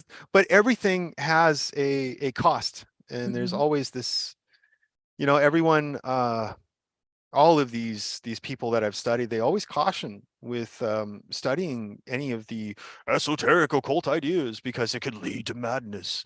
And the real madness is the obsession with control and forcing the universe into a specific path and a specific mold is pure hubris. And it goes beyond. I really do think it's usurpation of the Tao, because the Tao isn't doing good enough. The Tao isn't right. You know, the Almighty didn't have an idea. There is no plan, there is no metaphor. A lot of times I think manifestation and this love and light style manifestation really is just a doctrine of complete hubris and control. And you know, we just wrap it up and make it look pretty with pretty words, and we don't even get to realize the fact that it is a corrupting force, because we're allowing ourselves to think that we know best.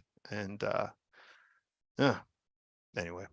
Love Well, it. I think really what it boils down to, especially talking about being okay with the mystery and all this stuff, because that's something that helped me huge in my life when I just realized that there's some mysteries you're never going to solve, and you just, you know, delegate it to that realm of mystery. And I Right. think it comes down to people want to be in control because they just feel insecure for one reason or another. But it really comes down to that control. And I know what's going to happen, and this is what I need, and I know better. Like you guys are saying, I know better than God. Well, look what happened at the Tower of Babel, you know? Right.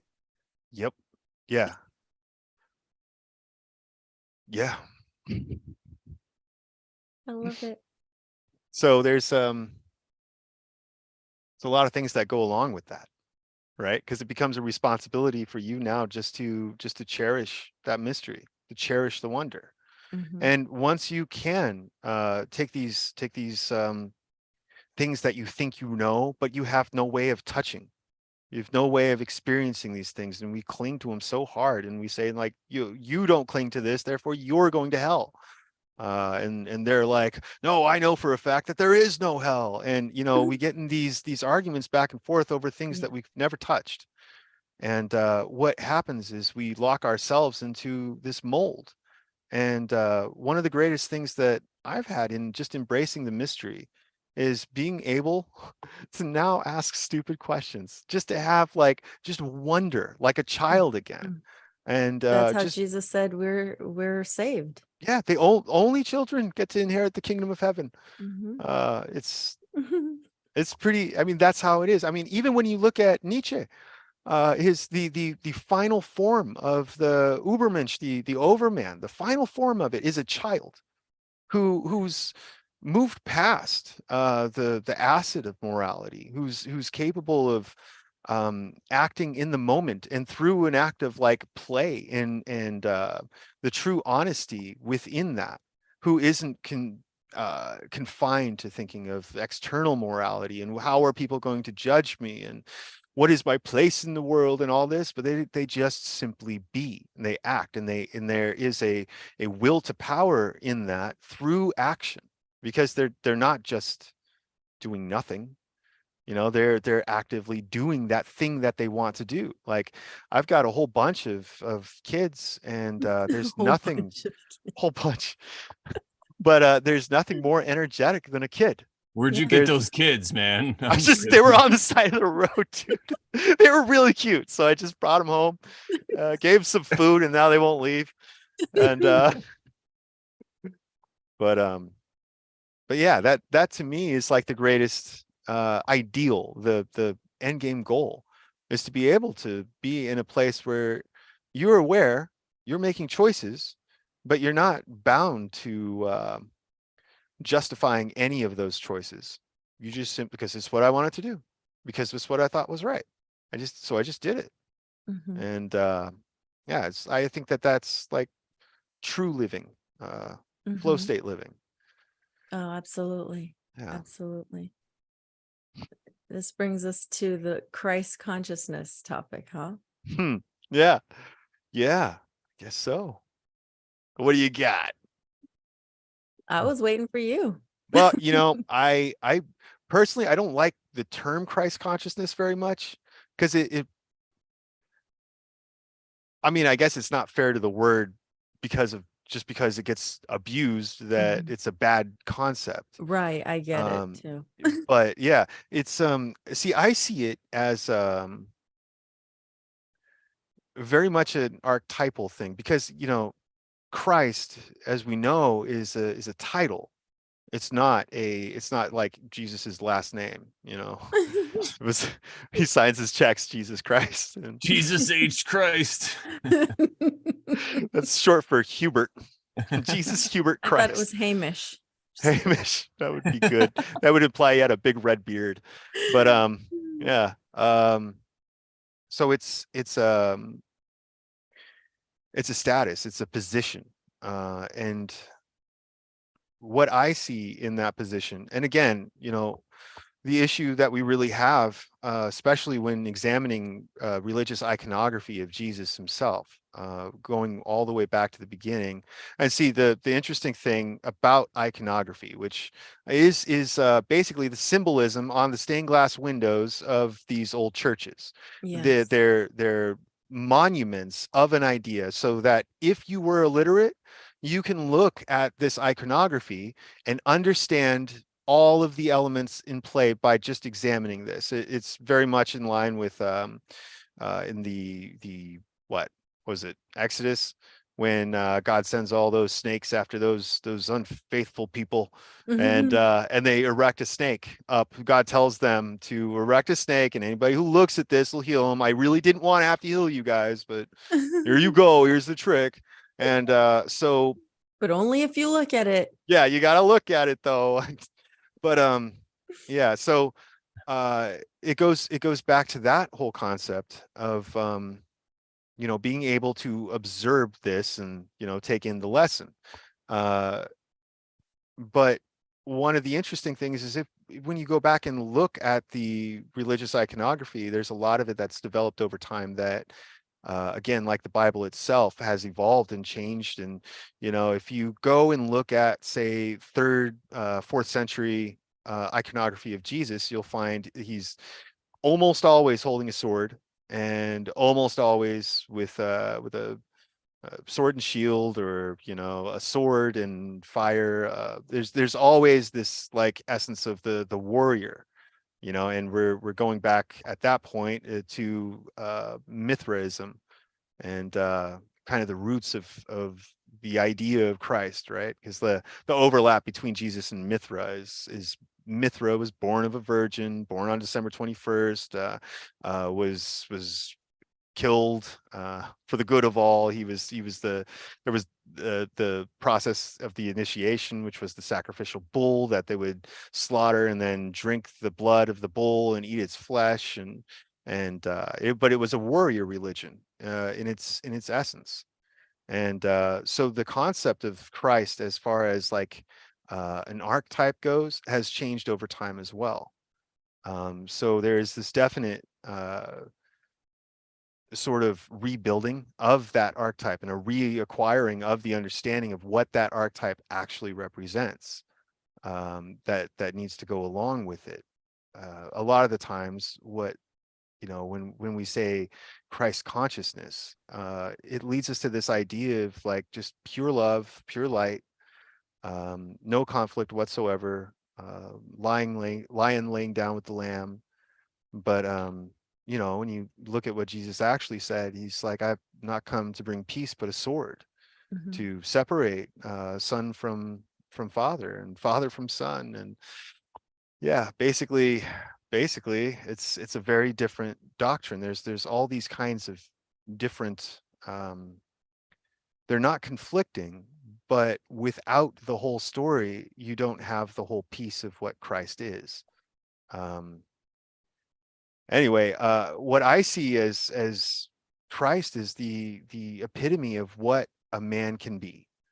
It is exactly what we all hope to achieve, and it is a blueprint for what to aim for, and gives you a little bit of an example of what it is to be this type of person. And again, I don't know if I brought this up before here, but I really personally I find it to be one of the most harmful spiritual ideas is to focus on an idea of ascension or leveling up or some sort of rapture moment or like my Pentecostal parents revival, right? There's always this and the Holy Spirit will pour himself out on all flesh, right? And Yeah. there's always this thing that's coming next. Mhm. And I find that to be a really harmful idea to the person, because again, hope deferred makes the heart sick. So Mhm. with that, I do think that there is a almost that Christ himself is this unattainable. This is why people worship him. It's this unattainable, beautiful ideal that's set out there, that is something so spectacular and special that it's meant to inspire you to take the path that he took and follow his commandments and his that understanding of things. And through that we perfect ourselves, especially, I mean, this part is when it gets like a little bit more esoteric and less grounded, but especially within the age of Pisces, you know, and that is the ideal for the age of Pisces, is the Christ. And not that it's something that we can just, you know, one day I'm just going to become the Christ.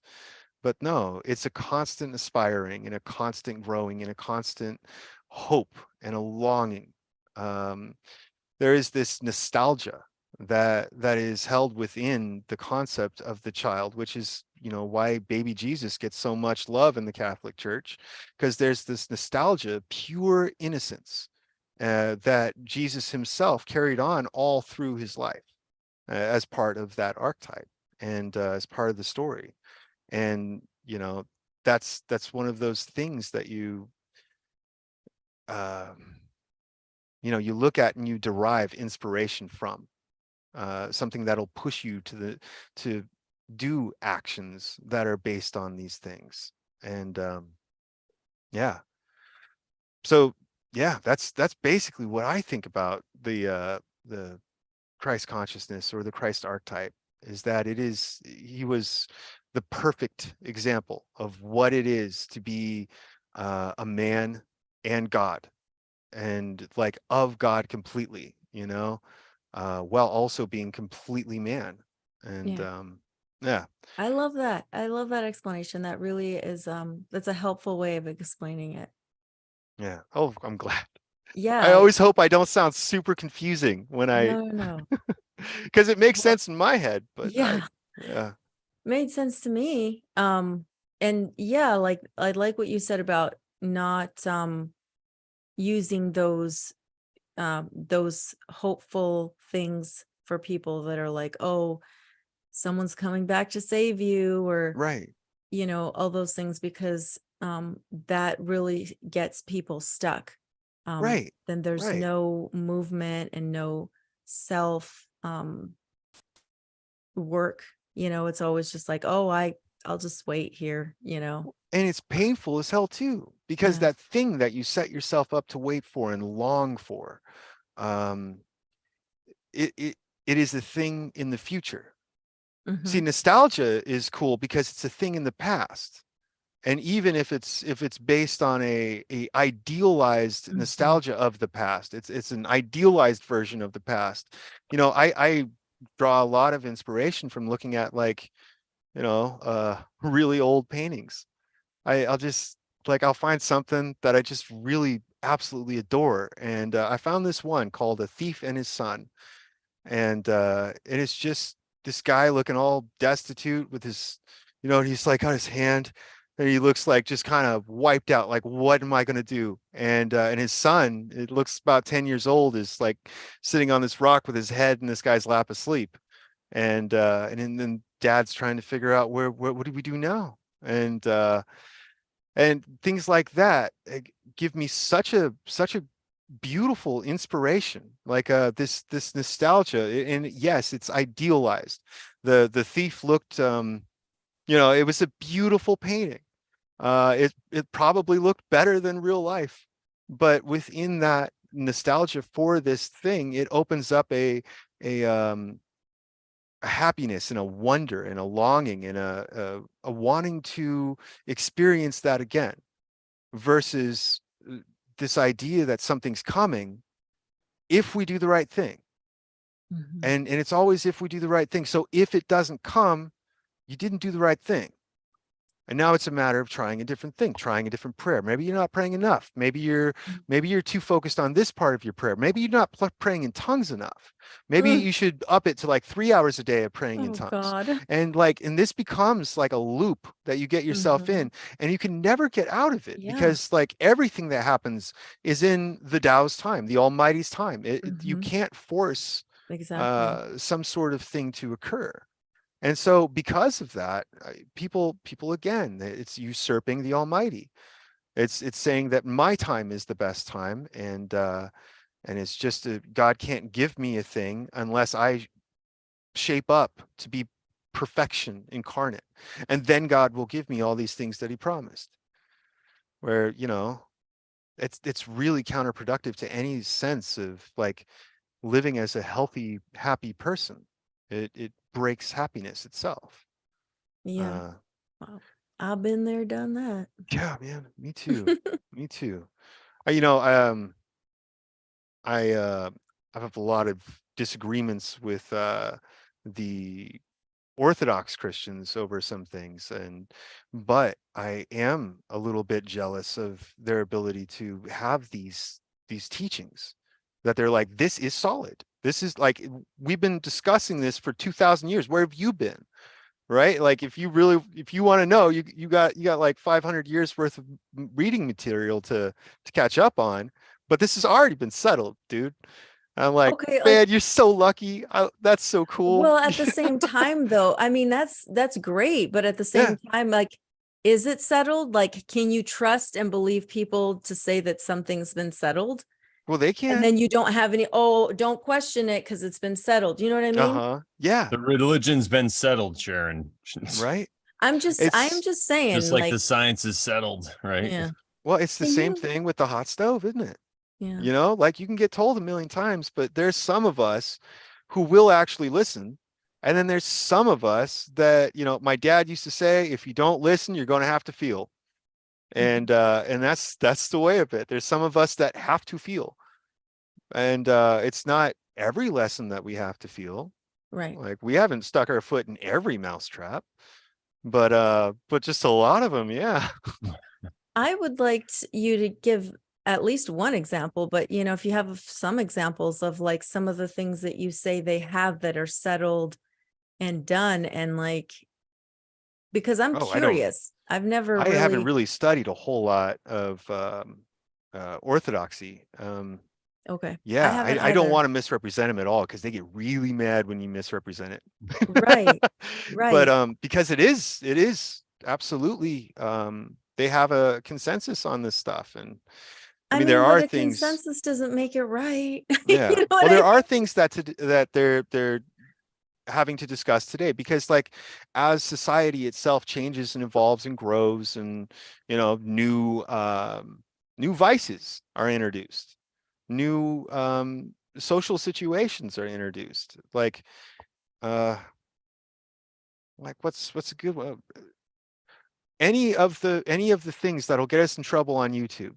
Yeah. uh Right. these are topics that, they weren't around like 500 years ago as a topic.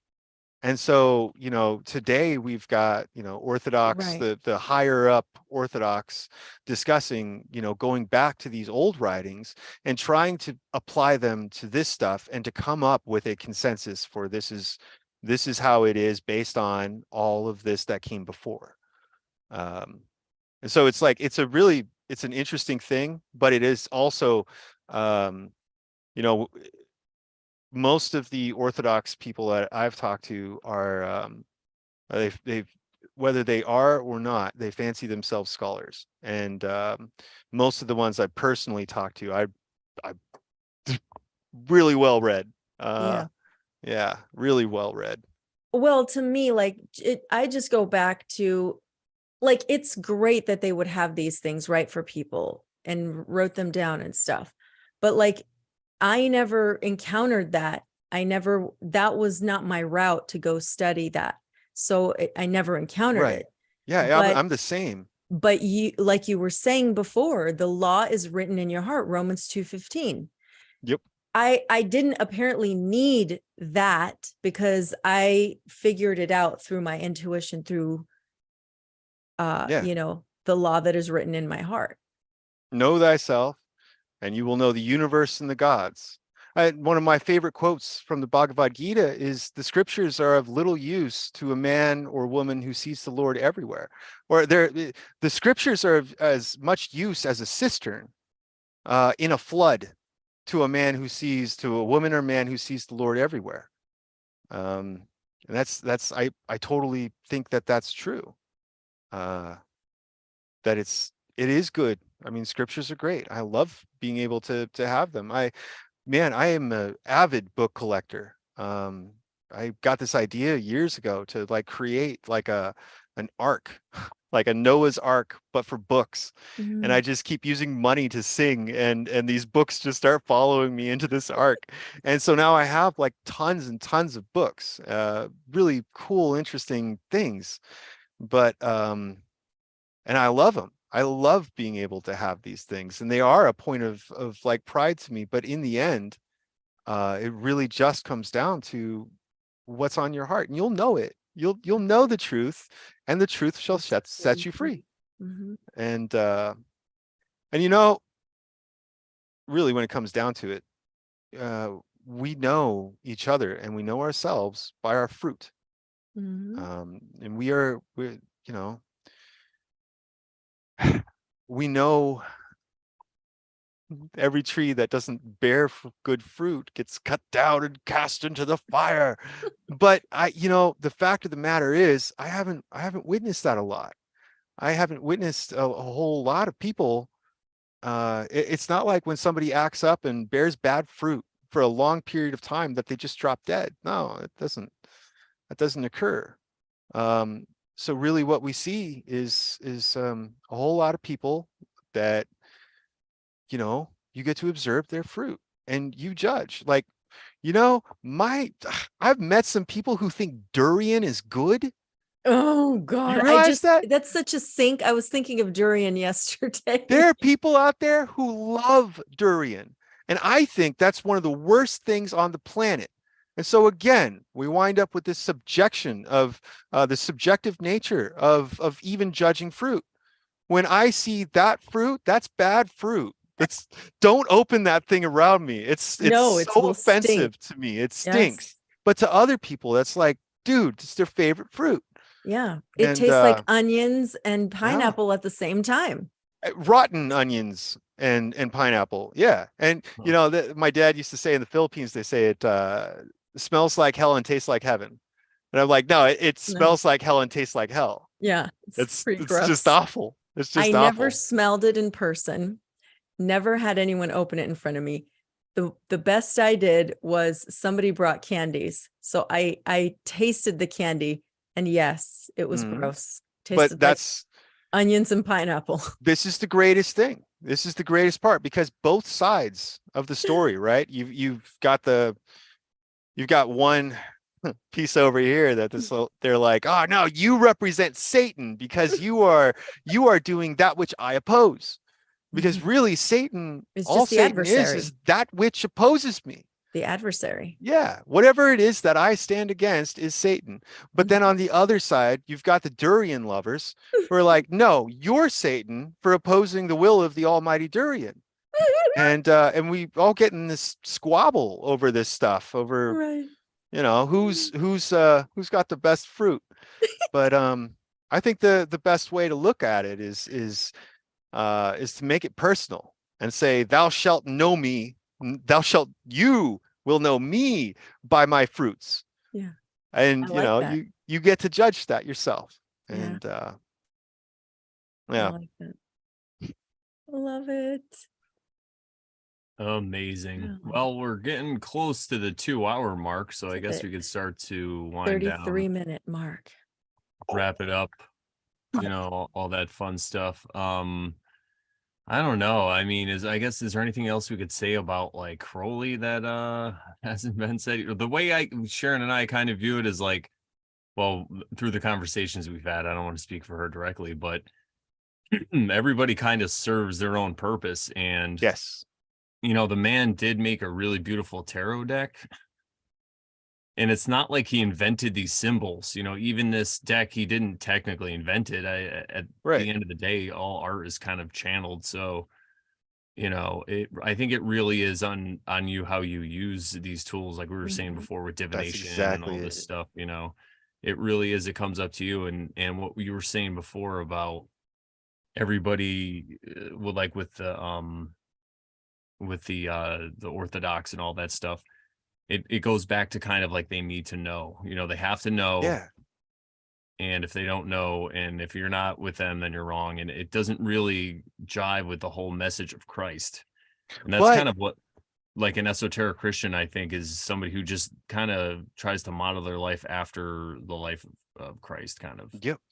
Yeah. But what's so interesting about it is even with the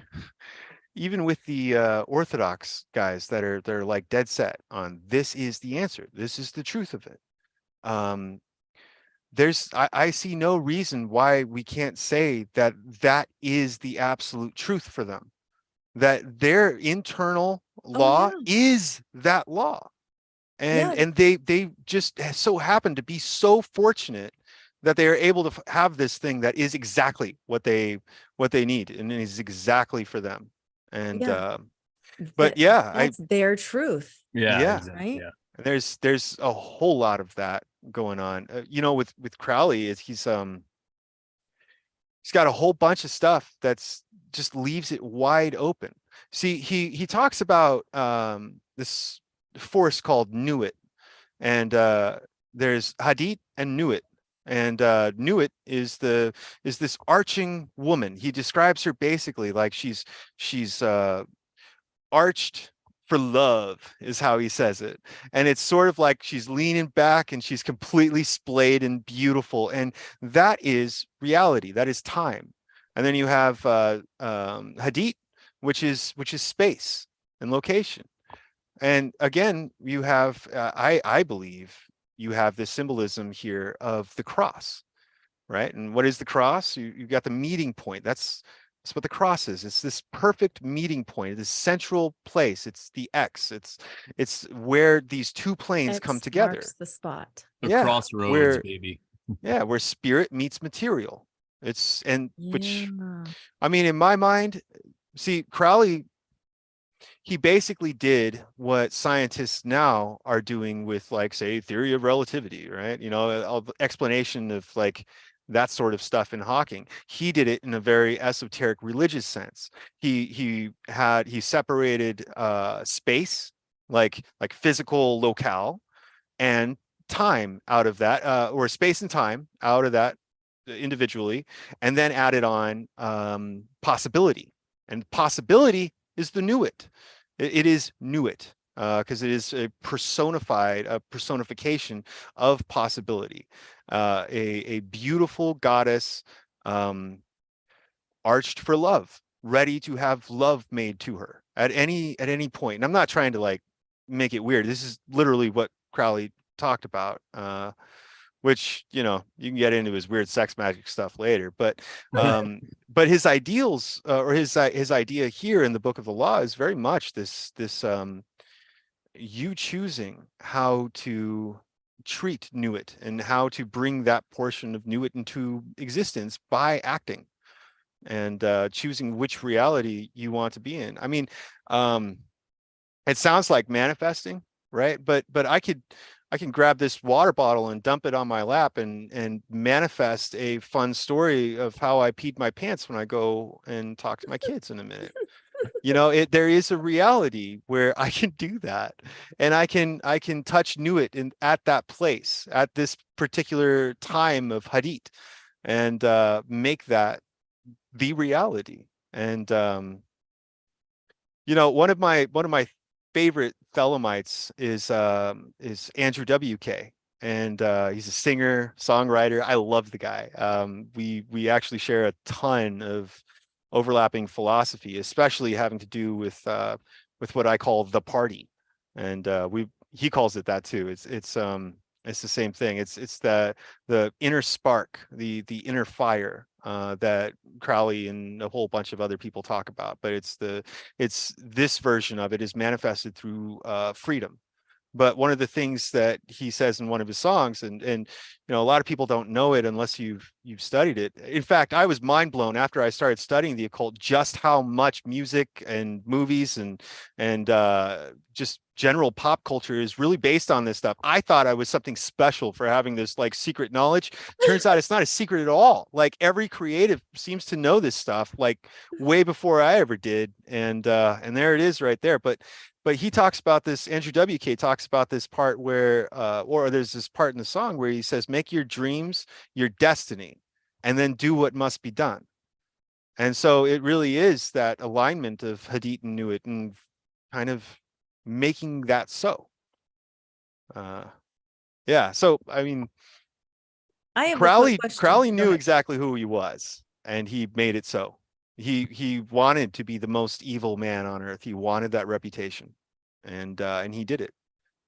So Yeah, Brandon. this is what it is. Brandon Sorry. and I have talked about Crowley before on just briefly on a couple other episodes, but Brandon was saying he was really a troll. He was just trolling. Yeah, I mean, a lot of it is trolling. A lot of it is just like that poem I said. I tried to uncover the mysteries within this thing, and like, you're just talking about jerking off and eating it afterward. That's Gross. what you meant. And Gross. yeah, there's a lot of interesting stuff in this. I mean, like we didn't even touch on sure. Crowley's ritual stuff, which it is a lot of. Most of these, like the deeper you go in a lot of these ritualistic traditions, the stranger it becomes.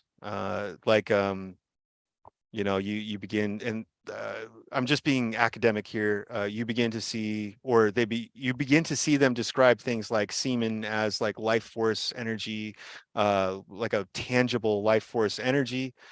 Same thing with period blood is the like tangible energy of creation itself, because it's potential that has been alleviated.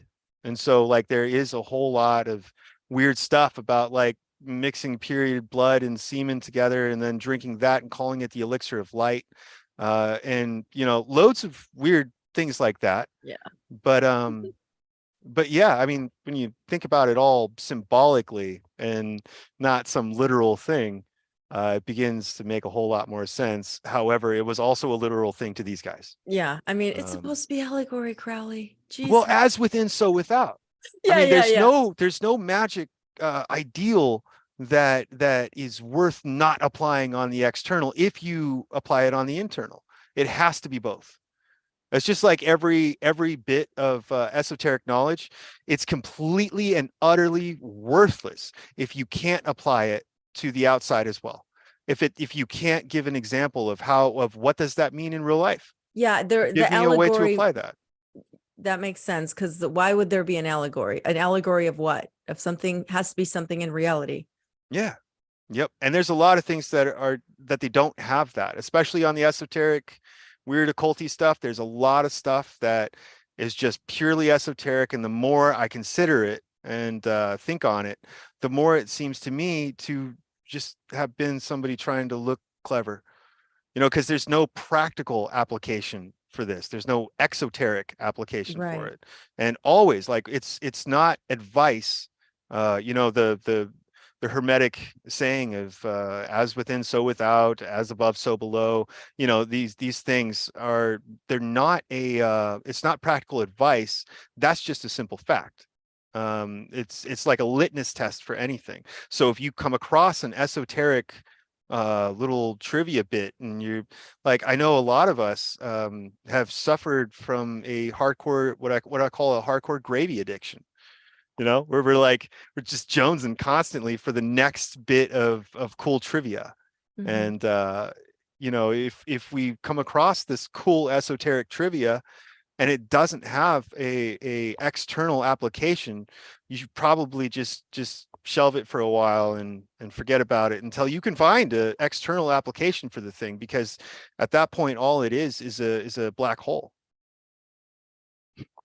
Yeah.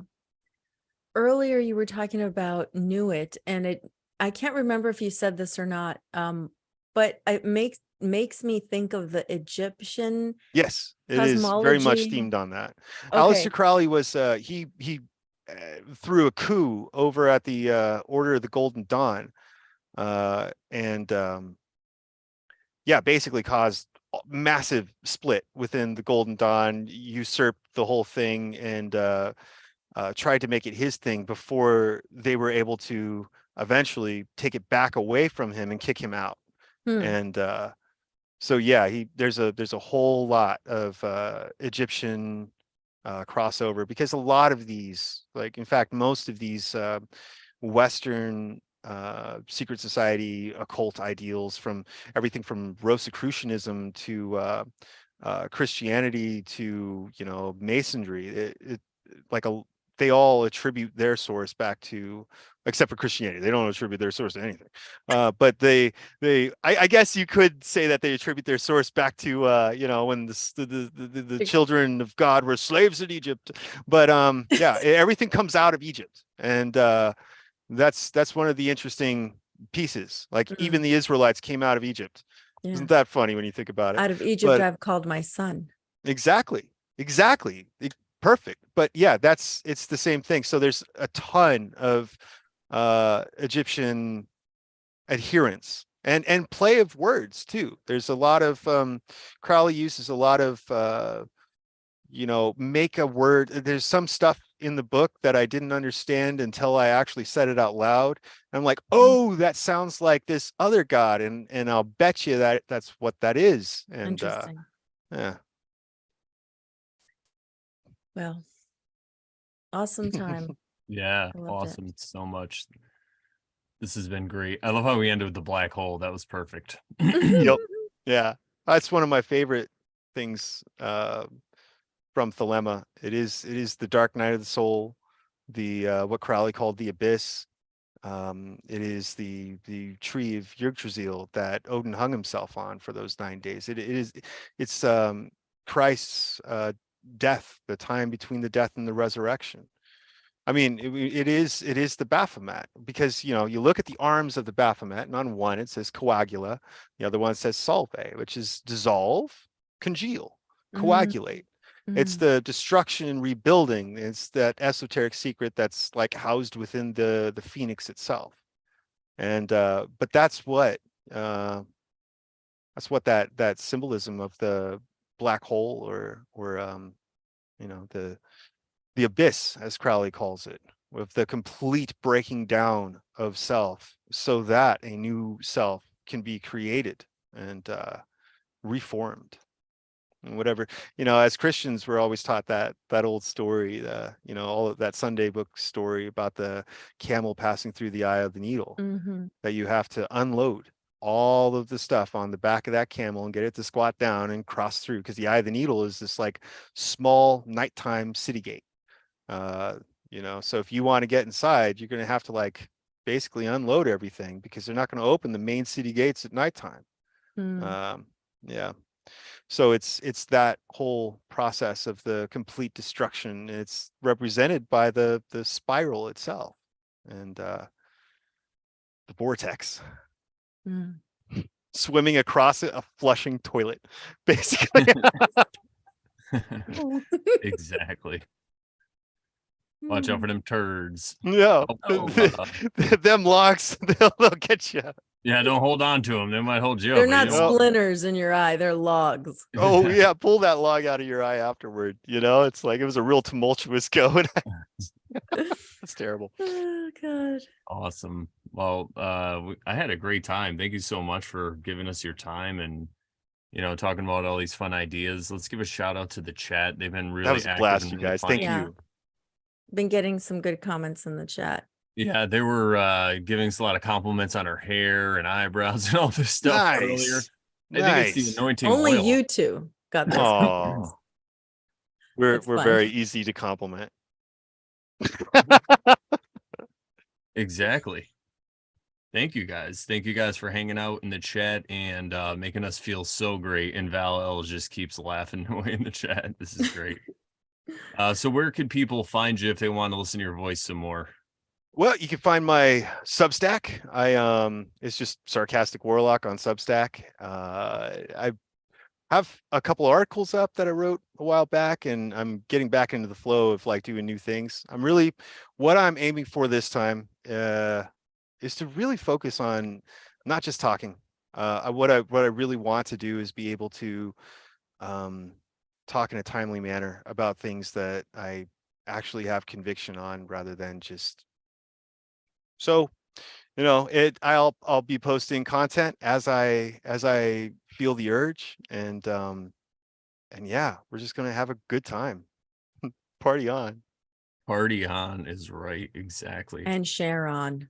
Share on, Sharon, party yeah. on, and be excellent to each other. Yes. Exactly. I love that. When you said Excellent. that, I remember you saying that in some chat when we first met, a couple years ago.